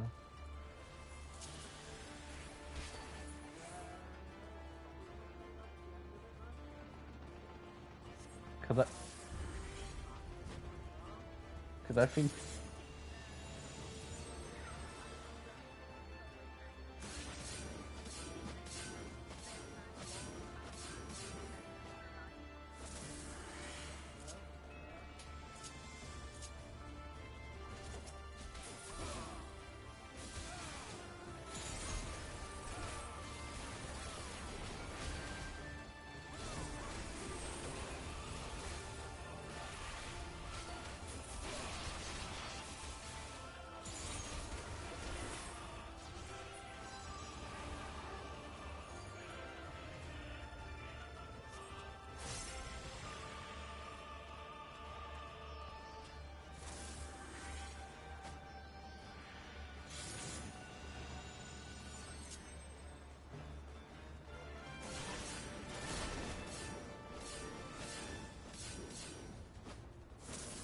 I lived.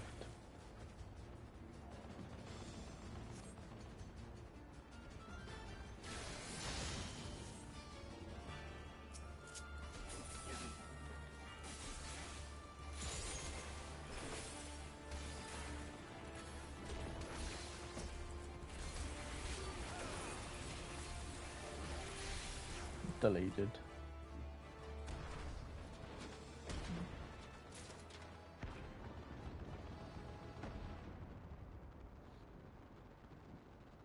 See, I kind of like their outfits.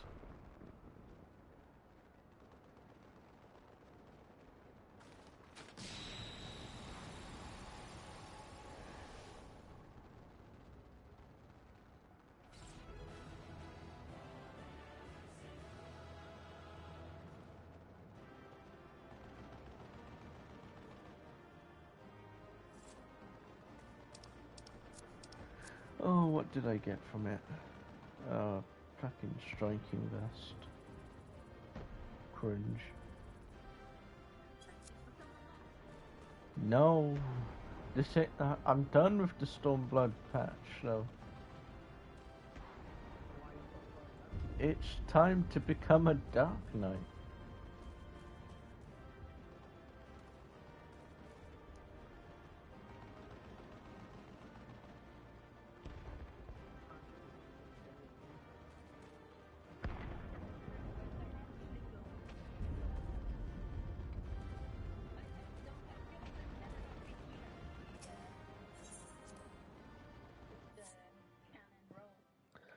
Maybe in the next.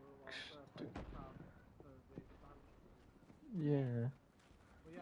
There you are, and none the worse Yeah. for wear. Fucking cringe. Indeed. I mean, I had hoped we might do more to help. you know healers are bad when you stole a switch to a black mage. A tactical withdrawal, perhaps?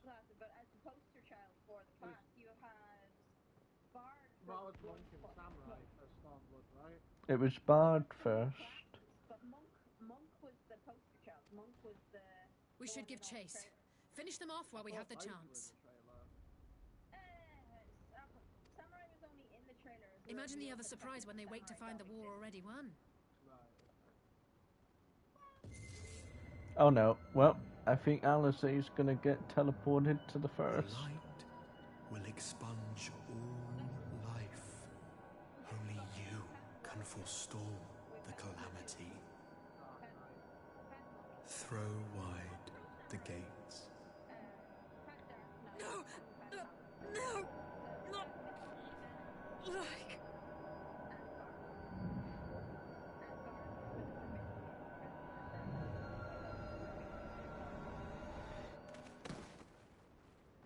I still don't want to acknowledge him existence, to be honest with you.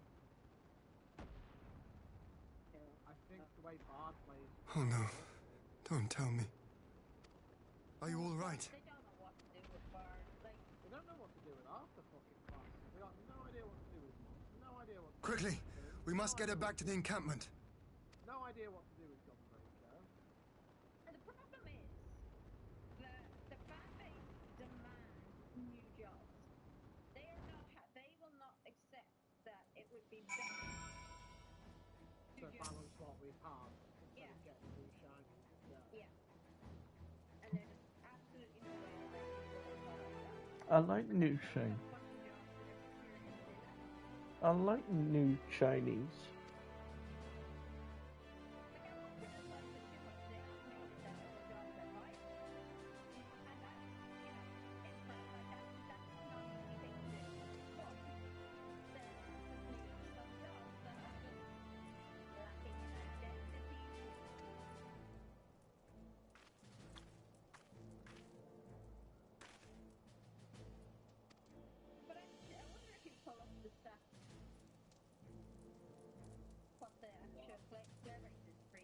Because I feel like they're all actually... There's no job that's unplayed. I feel like that'll be skewed by people using I feel like the most unplayed class is probably Summoner. No, I don't see many summoners.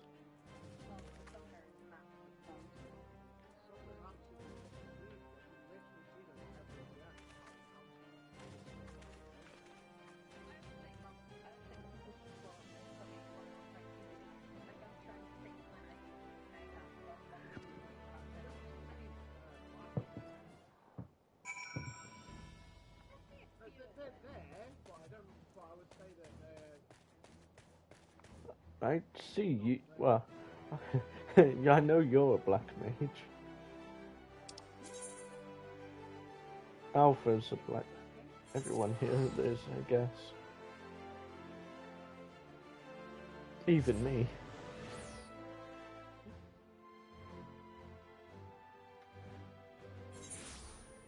Trying to balance out this audio was a pain in the ass. Right, try talking to me. Yeah, right, I guess this will do.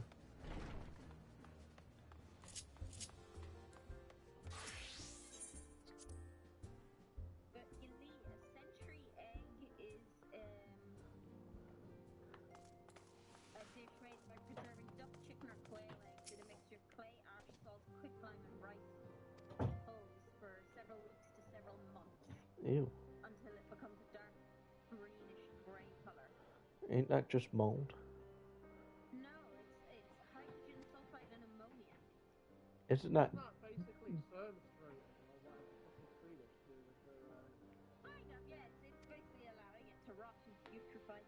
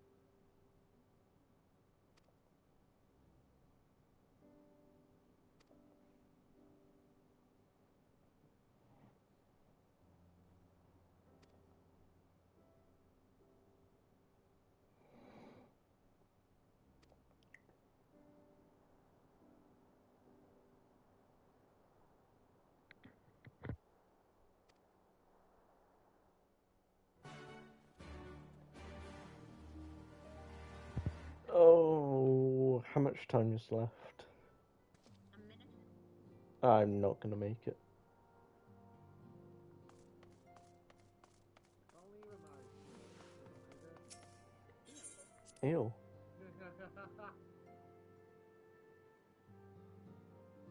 So when am I marrying you, Alpha?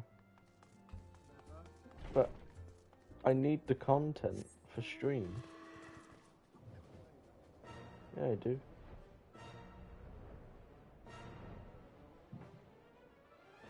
You can divorce me after. Yeah, please.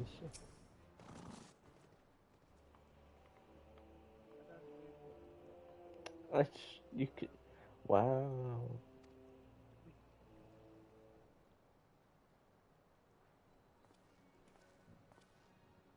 What do you say wow to me for? Oh, fuck off, man. Alright. Oh, you put the strength commander back in the copper.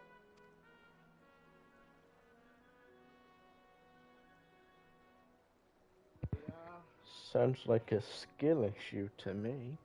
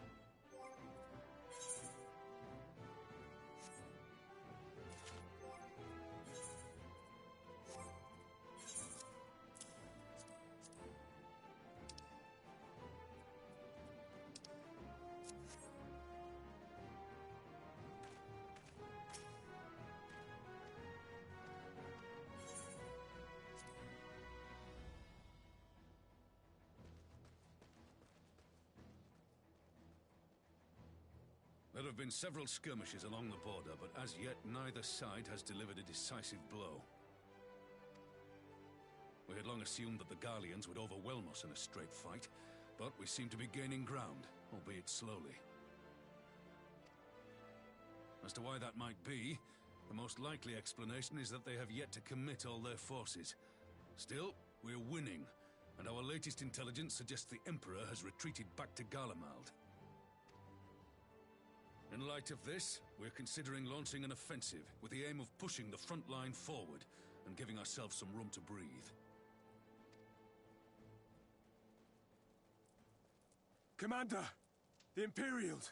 They've broken through our defenses to the east. What? Our scouts say their forces are being led by Lord Xenos.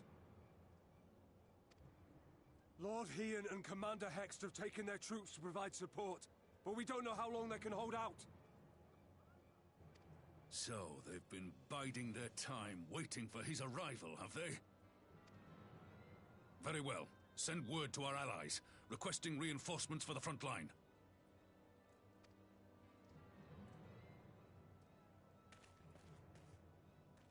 Should the worst come to the worst, I may need to enter the fray myself. But what of you? Do you still have the strength to fight?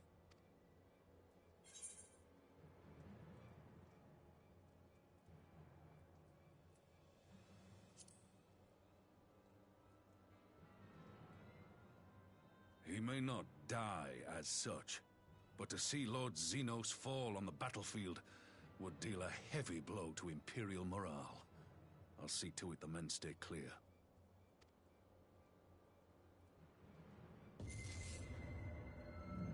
Why won't they open? Please, I bid you open!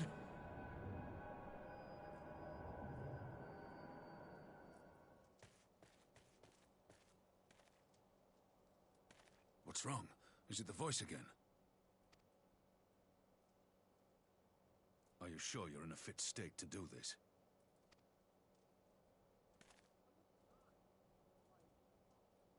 May Ralga grant us strength. Give 'em hell, lad.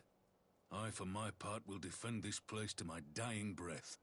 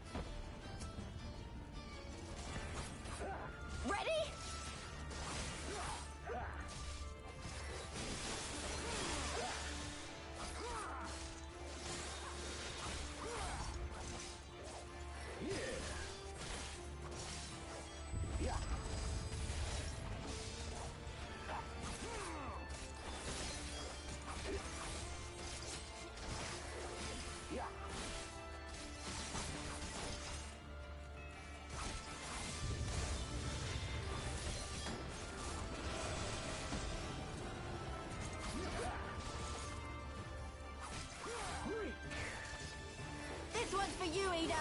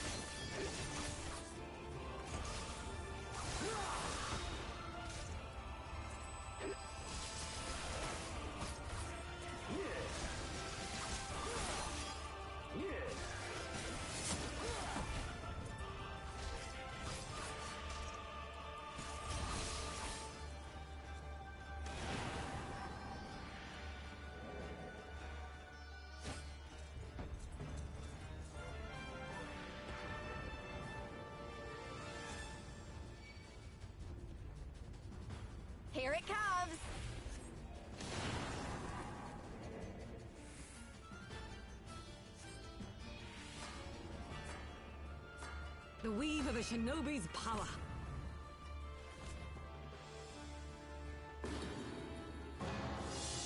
The art of my forebears.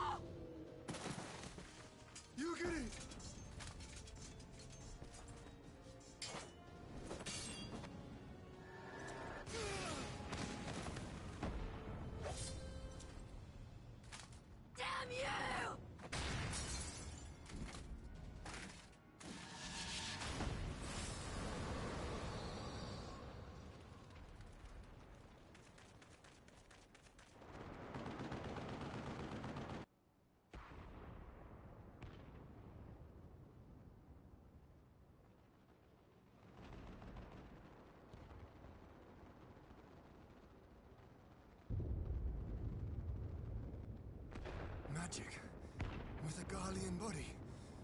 That's hardly fair.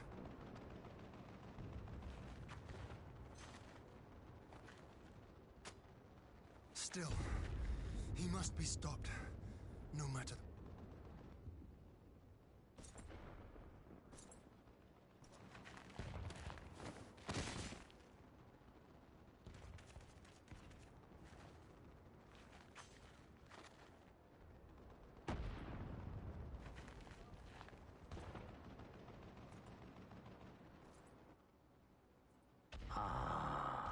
Bringer of light. It has been too long.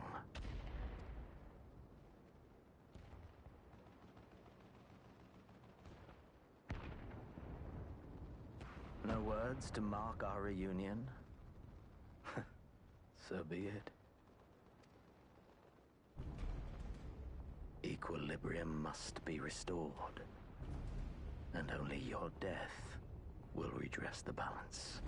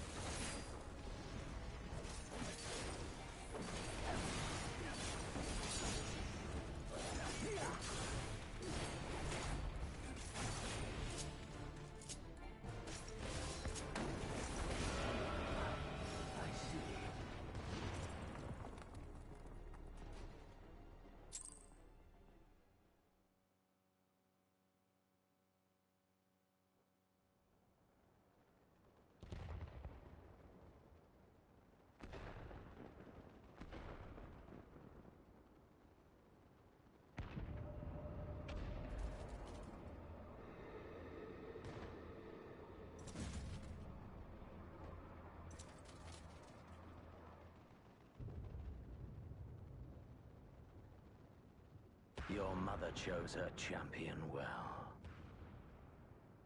Yet, for all your strength, you will still fail.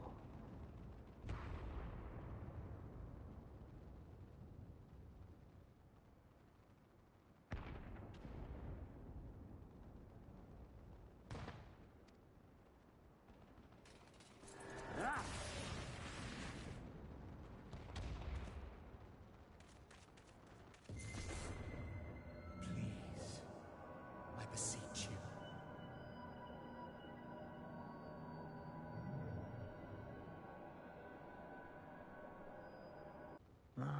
Someone calls to you. Too late, alas.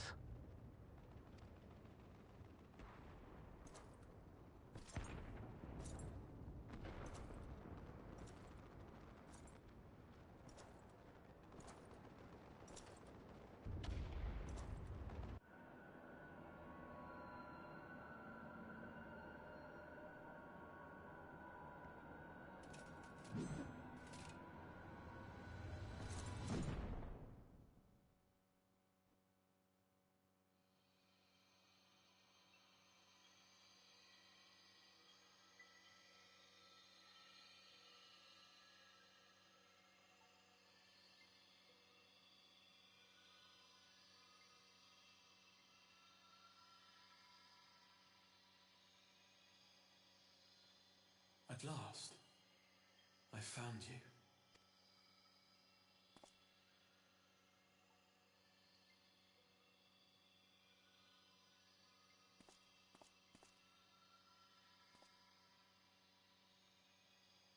Please, there's no cause for alarm.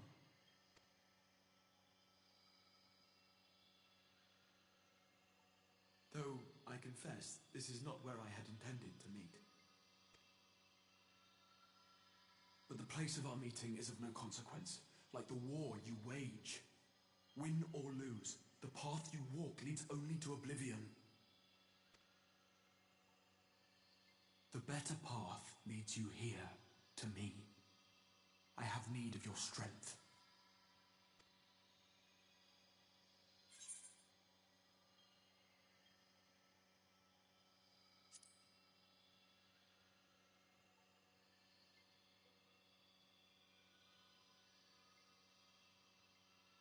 I'm afraid such questions will have to wait. We have precious little time, and your work is not yet done. Go to the Crystal Tower. I have left something for you near its base. It will serve as a beacon of sorts, one which I pray will help you on your journey. All you need do is find it. I will take care of the rest.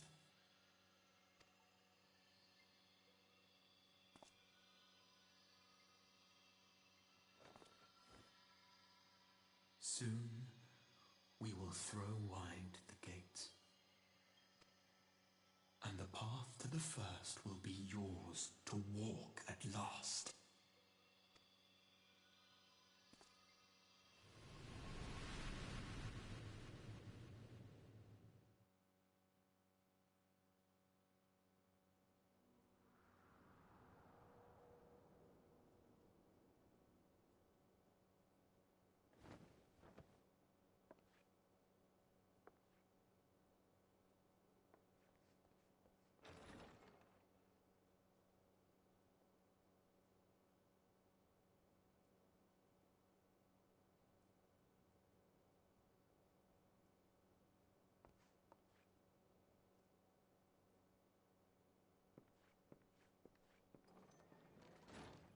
You're awake. Thank heavens.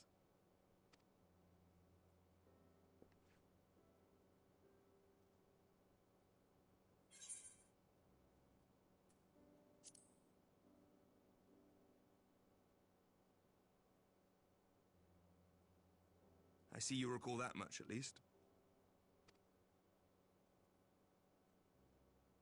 In the midst of your duel, it is said you faltered, and that the Crown Prince seized the opportunity to deliver a mortal blow.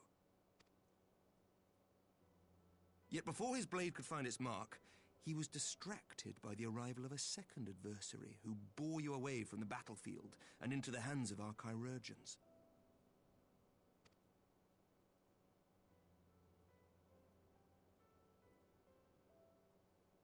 Lest you wonder, he left before you awoke. As is his wont.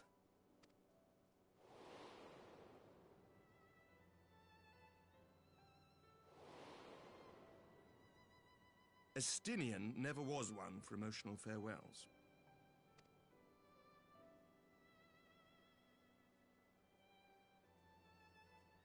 Though Xenos bested all before him, the battle clearly took its toll, for he retreated shortly after your rescue.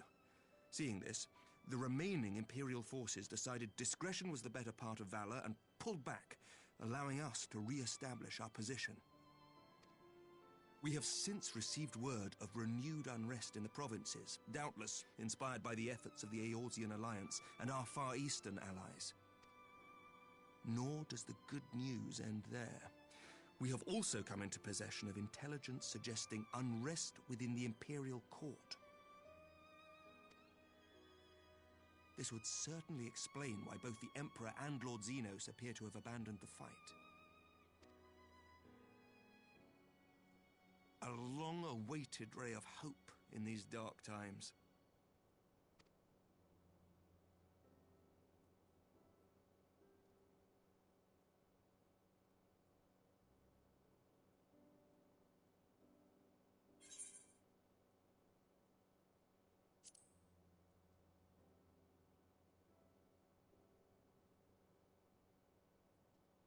Yet to awake, I'm afraid.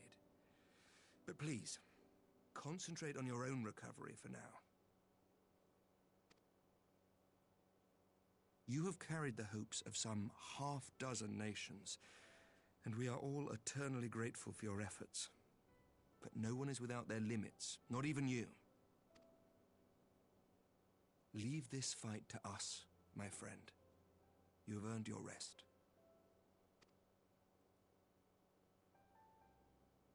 But before I forget, I was asked to deliver a message as soon as you awoke.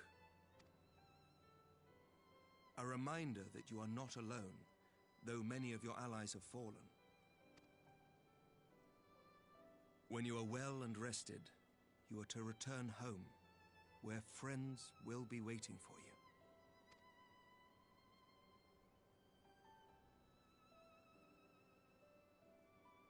Now, if you will excuse me, I must return to the front.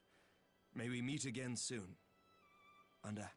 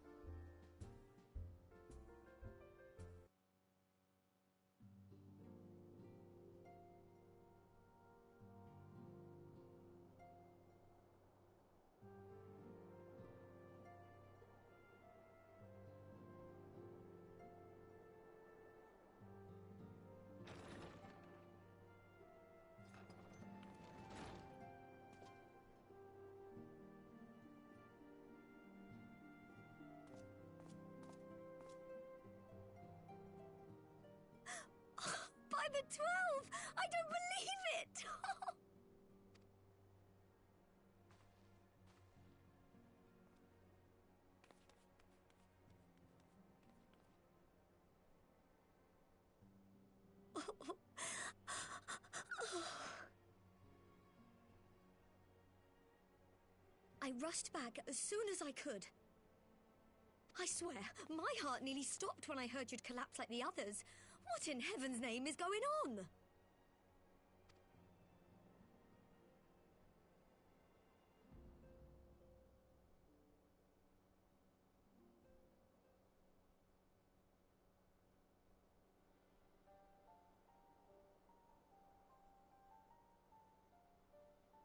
Win or lose, the path you walk leads only to oblivion. Oh, well, that's helpful.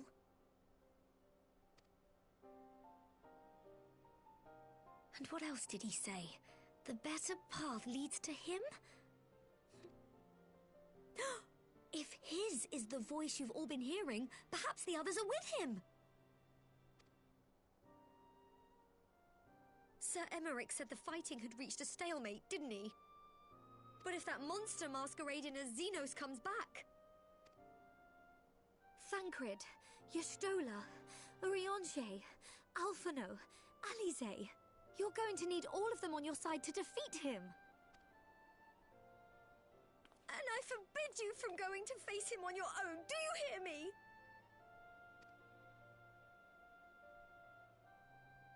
So if you must leave, go and find the others. Bring them home.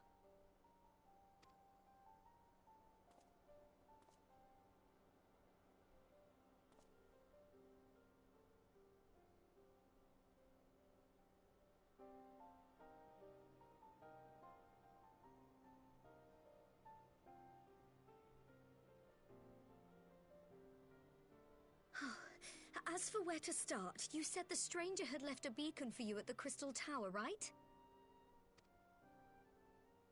But how are you to find it, now that the tower has been sealed shut?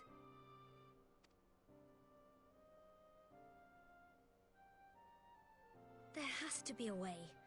If anyone would know, it's Sid, and the researchers of St. Coinac's find. Don't you worry, we'll find that beacon for you.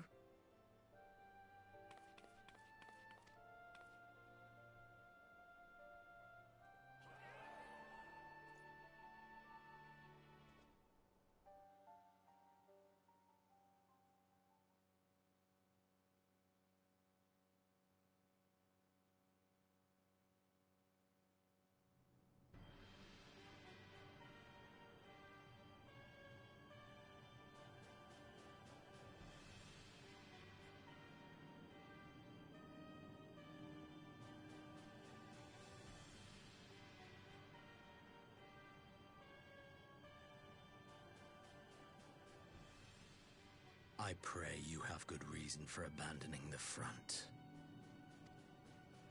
How could I remain there while the rumor that my son is possessed by a demon spreads like a sickness here at home? I will not be made to fight for the throne a second time. But what of you? Did you not tell me you would destroy Eorzea's champion with the ease that one might swat a fly?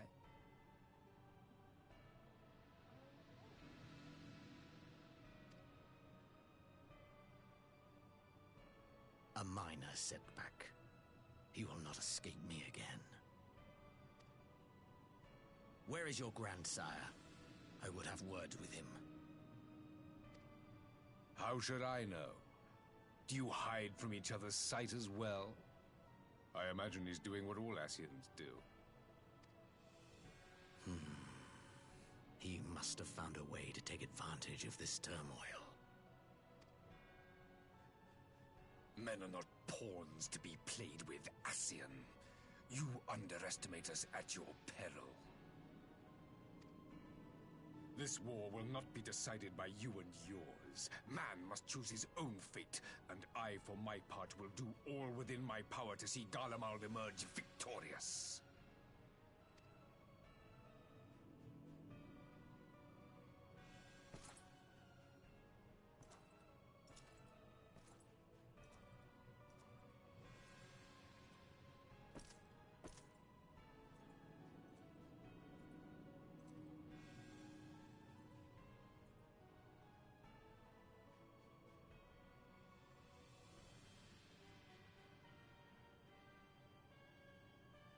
pray forgive the intrusion, Your Radiance, but the requested preparations are now complete. We stand ready to begin production of Black Rose upon your order.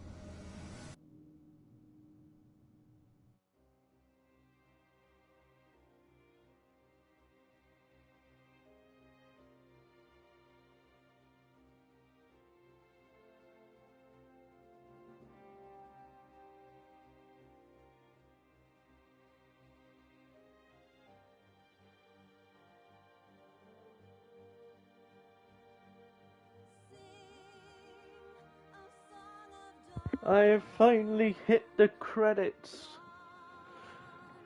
It. Wait, what? What? What's happened? What? Oh God, not again. For God's sake, stop it, Fee. It's not appropriate. Give me the spray bottle. I need it. God damn it! I don't know. We're gonna find out. I don't think you have enough. I don't have enough. I need a. Can everybody stop implying that I'm old as fuck, please? Jeez.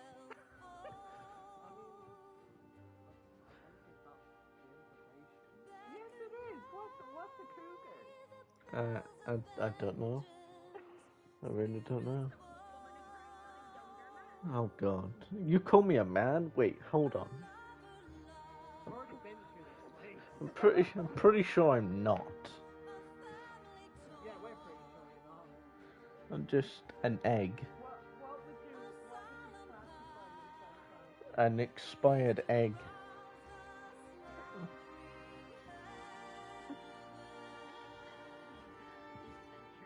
I am a century egg. A disgusting disappointment.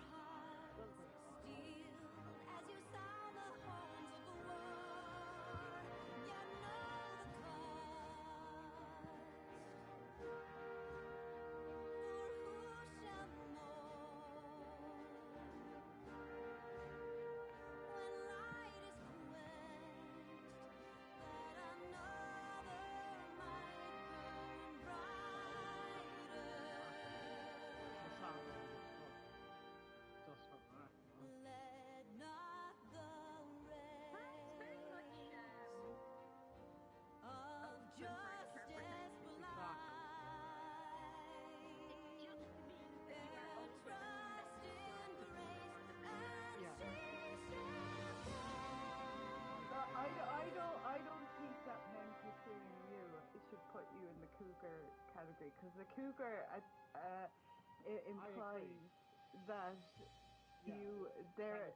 there's a prey. Yeah. That's why I said I think that the term is kind of lost a lot of meaning.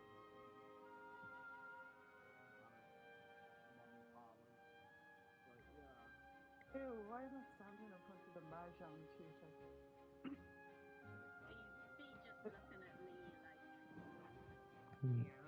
No, wait, what? Dude, I've got that clipped. I have that voice line clipped. You know that, right? You're fucked now. I thought you said your fucking Discord voice shit wasn't working. Oh yeah, it doesn't pick it up. Fuck's sake. It's just you ranting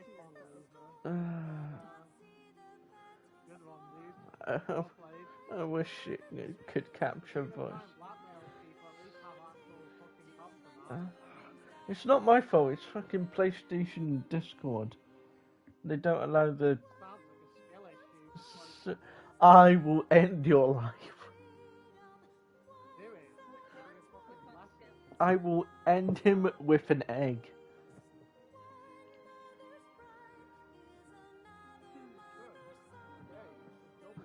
Alright, when's this meetup thing gonna happen? Where are we going? I need to bring an egg. Peru. I will buy an egg and keep it just for this meetup. And then I will chuck it in your face. And then run away.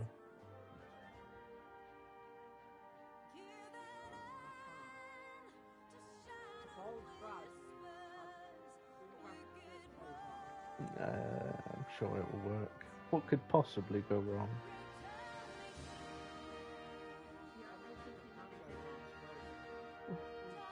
What existence?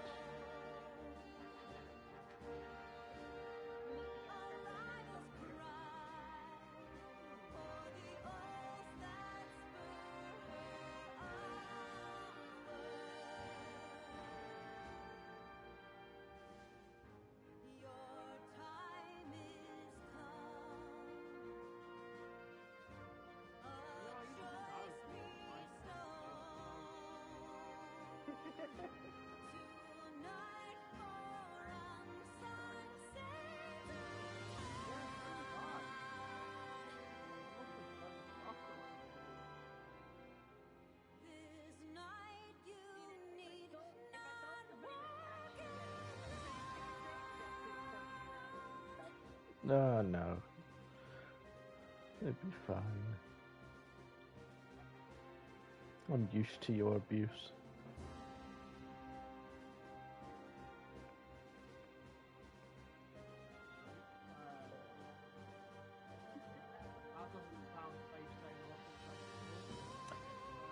Take that however you like.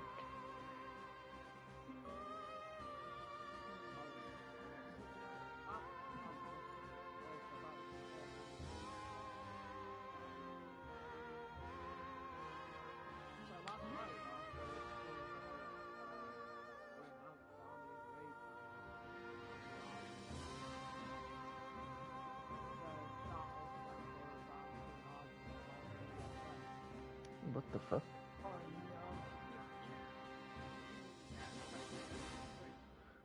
Yeah. Oh, I got pissed off. I got really annoyed that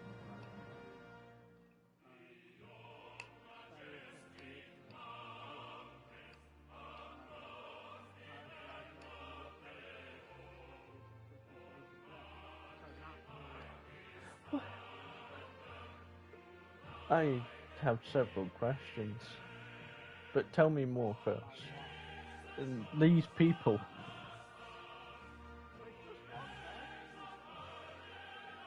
Oh, what's his name? What's his character's name? I have a bad. Yeah. Say that again. Yeah, that's. Yep. Now I understand. Yep. That makes sense.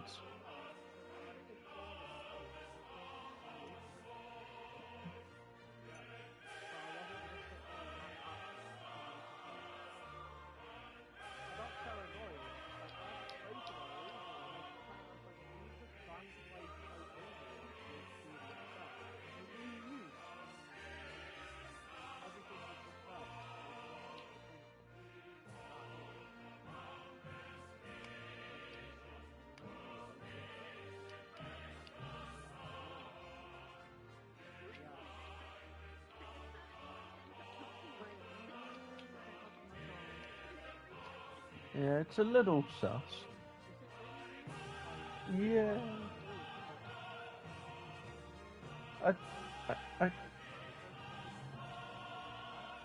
I reckon you should probably join Cat Static and see what hers is like.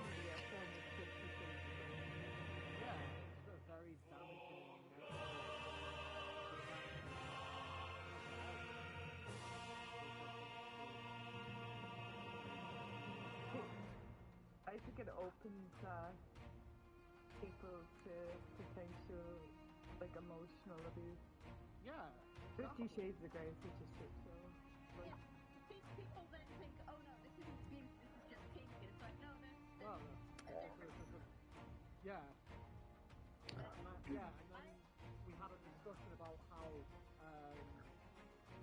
I basically said that the relationship in that was completely non-consensual and coercive. It was manipulative. Yeah. Mm.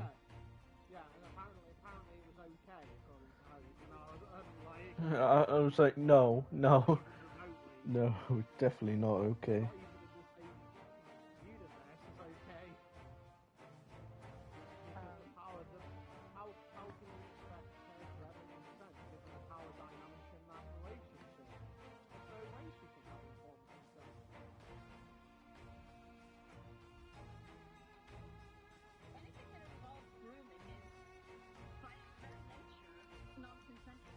It hurts my brain that fucking it's so passionate, or at least it was so passionate.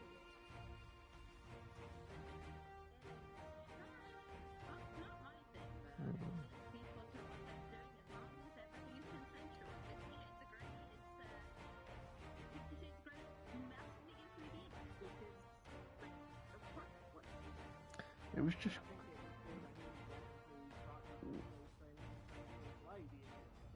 Yeah.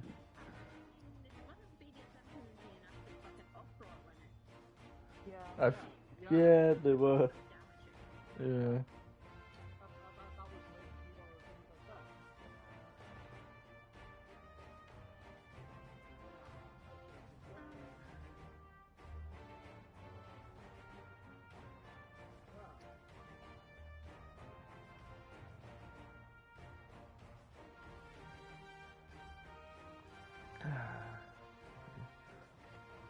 Maybe Hitler was right.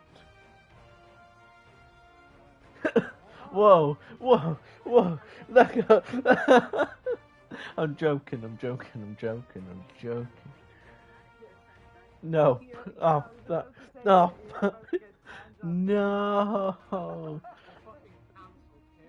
Ah, shit. Well, there goes my career. Again. I'm gonna go into the gulag again. For, I think, the 4th time. Report user for hateful conduct. Wow. Oh, man. To the Shadow Realm I go.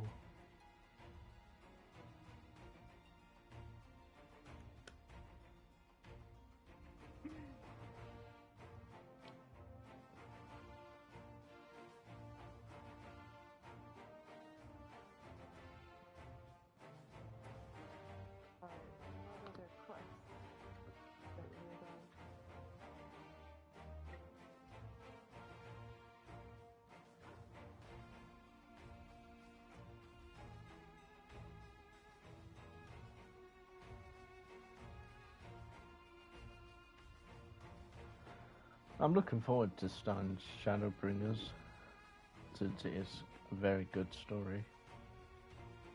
I don't know when I'll stream it though.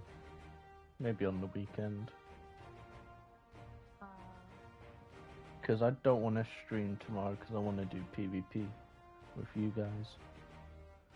And absolutely slaughter everyone on the battlefield. And get my goddamn coat. Yeah, probably not. Probably won't. You will. I know that. You're like 6 wins. Yeah, you can probably do that. You'll have me with you. Yeah, if you start first thing in the morning. Yeah. They went all downhill. But I'm sure, you know, we hopefully get you the coat.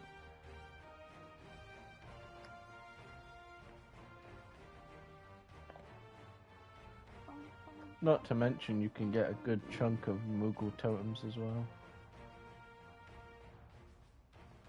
Because I plan on doing PvP all the way till midnight. Or maybe more, since I don't work Saturday and Sunday this week coming. So I can do whatever the fuck I want.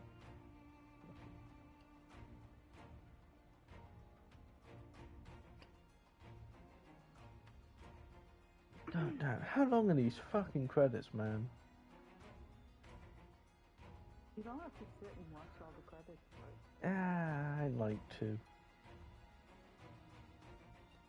At least it's not like Crisis 2 credits where they loop. For like 45 minutes. Oh, you know Crisis 2, right? The credits for that loop. They don't stop. They just loop.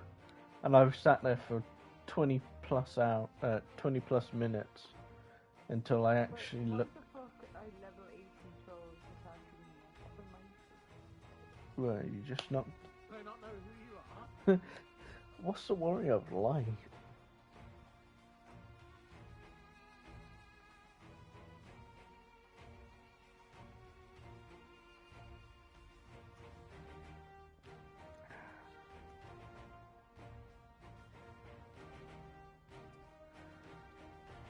Am I supposed to be No, I think I've got to do Dark Souls in a few minutes.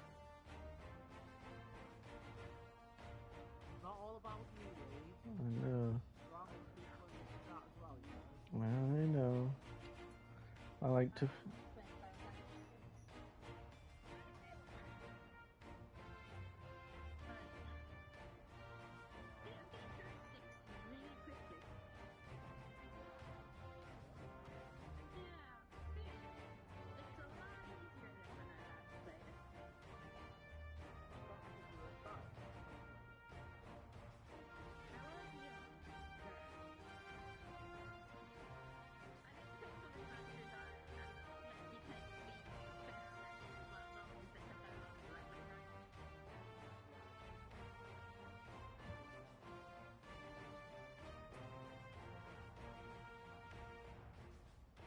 Oh, if you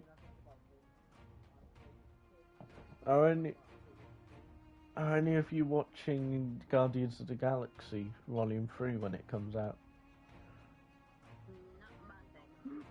I haven't seen the second one. I saw a clip and it nearly made me cry. Are you going to Fast and the Furious thing? No, I never watched any of that. Jason Momoa's in it. I think I only watched 6 and that was it. I don't think I watched any of them.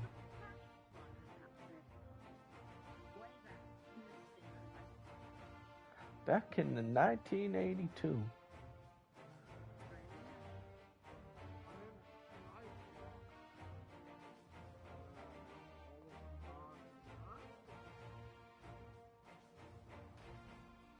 Do you think it will ever end?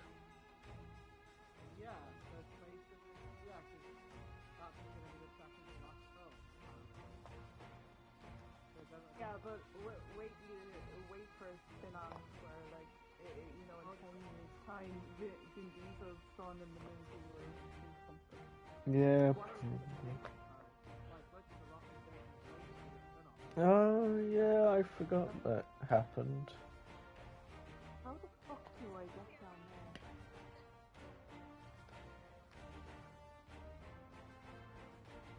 Let me jump over the cliff, please. Wait, no, that's not a good idea. Don't kill yourself.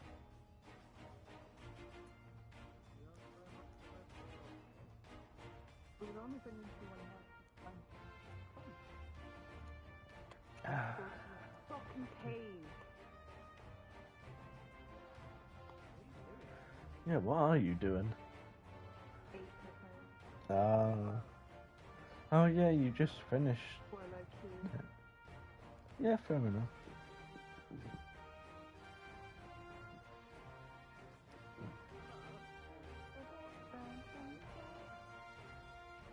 That's fine. Get your ore pasta. Or a 10.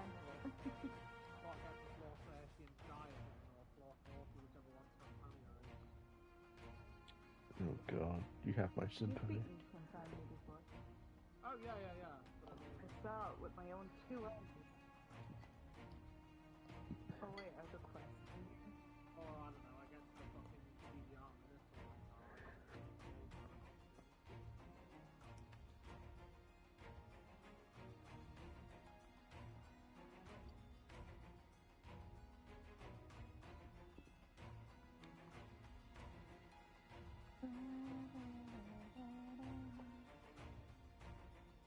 I'm gonna have to.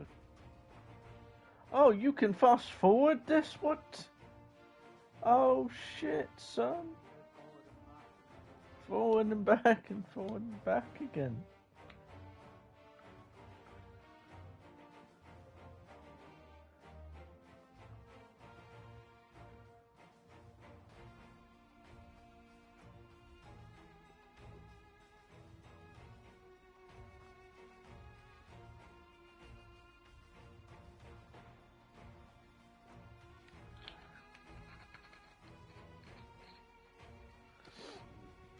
Oh dear, oh come on, be quick.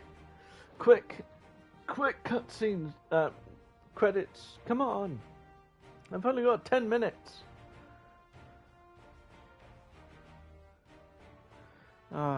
You know what, fuck it. No, I don't really want to skip though. More slay eggs than slay tomatoes.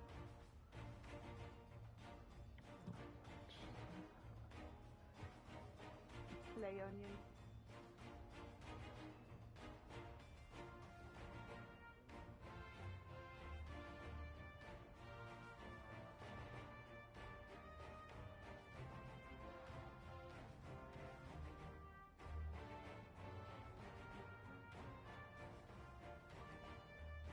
Imagine if I came all the way down here in the 80s. No, I can see it. I can see it.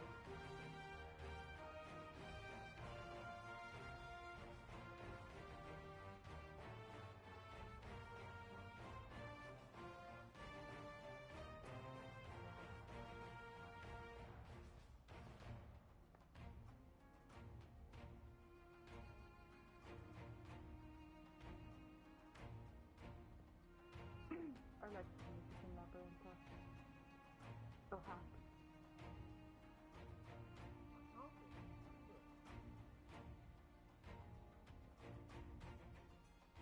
It's like lots of whistles.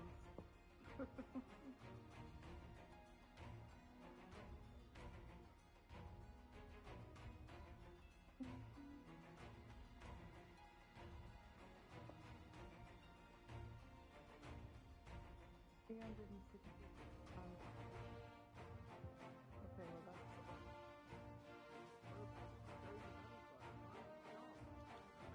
It died.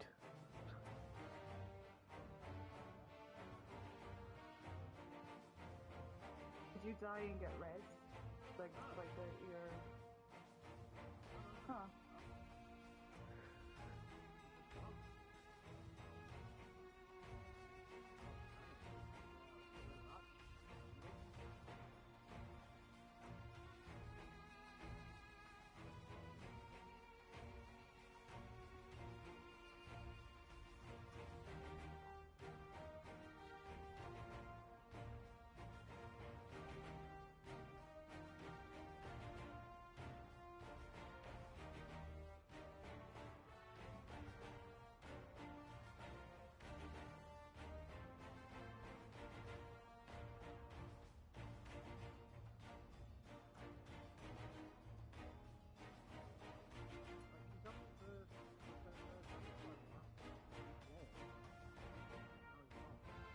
No, Demitone's only last 24.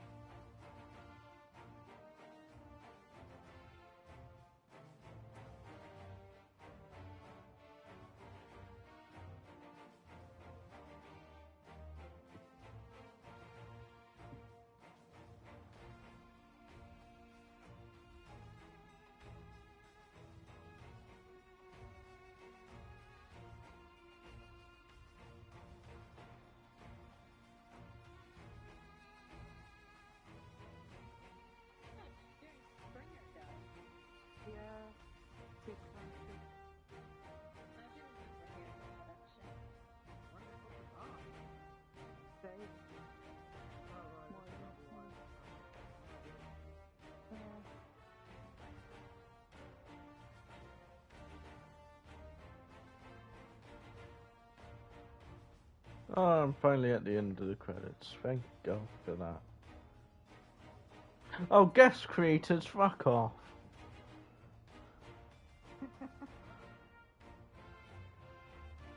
Stuck there forever.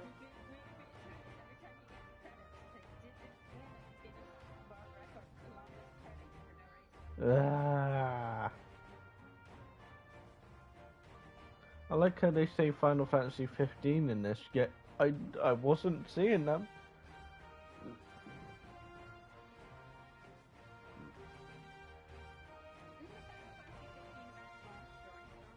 Yeah. Yeah, timed event. Never got to see them. Because I reckon I would have been able to buy the car if it was, which would have been nice. Yeah, but it's a timed event, so they get credit in the credits, but that doesn't mean that it's still there. Man, call some bullshit on this.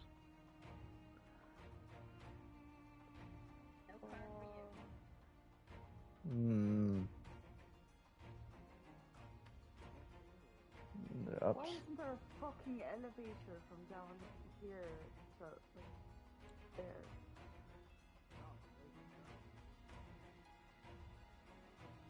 Oh, Like, credits were updated. Apparently the credits got updated this year.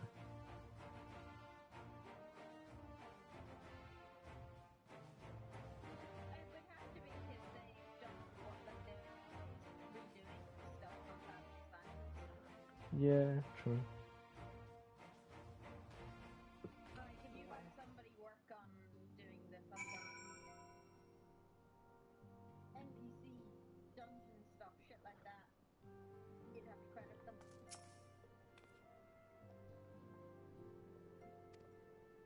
Oh, an outfit for me. Why, thank you, Tataru.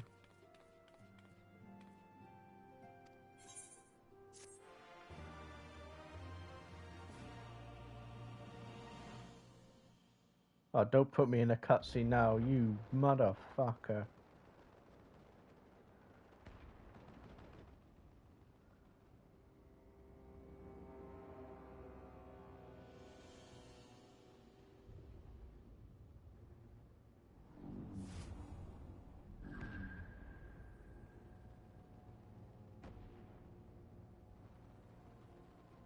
My enemy. My friend. Had I been but a step faster. I like it. It sounds like Xenos was trying to come and save us by this logic. Bloody savages!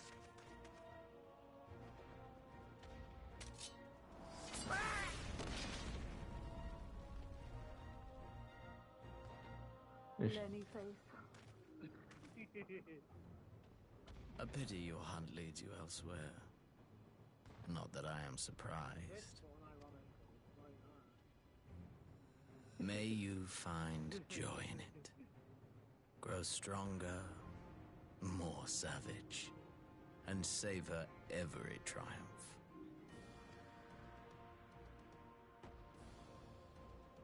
In the meantime, I will reclaim that which is rightfully mine.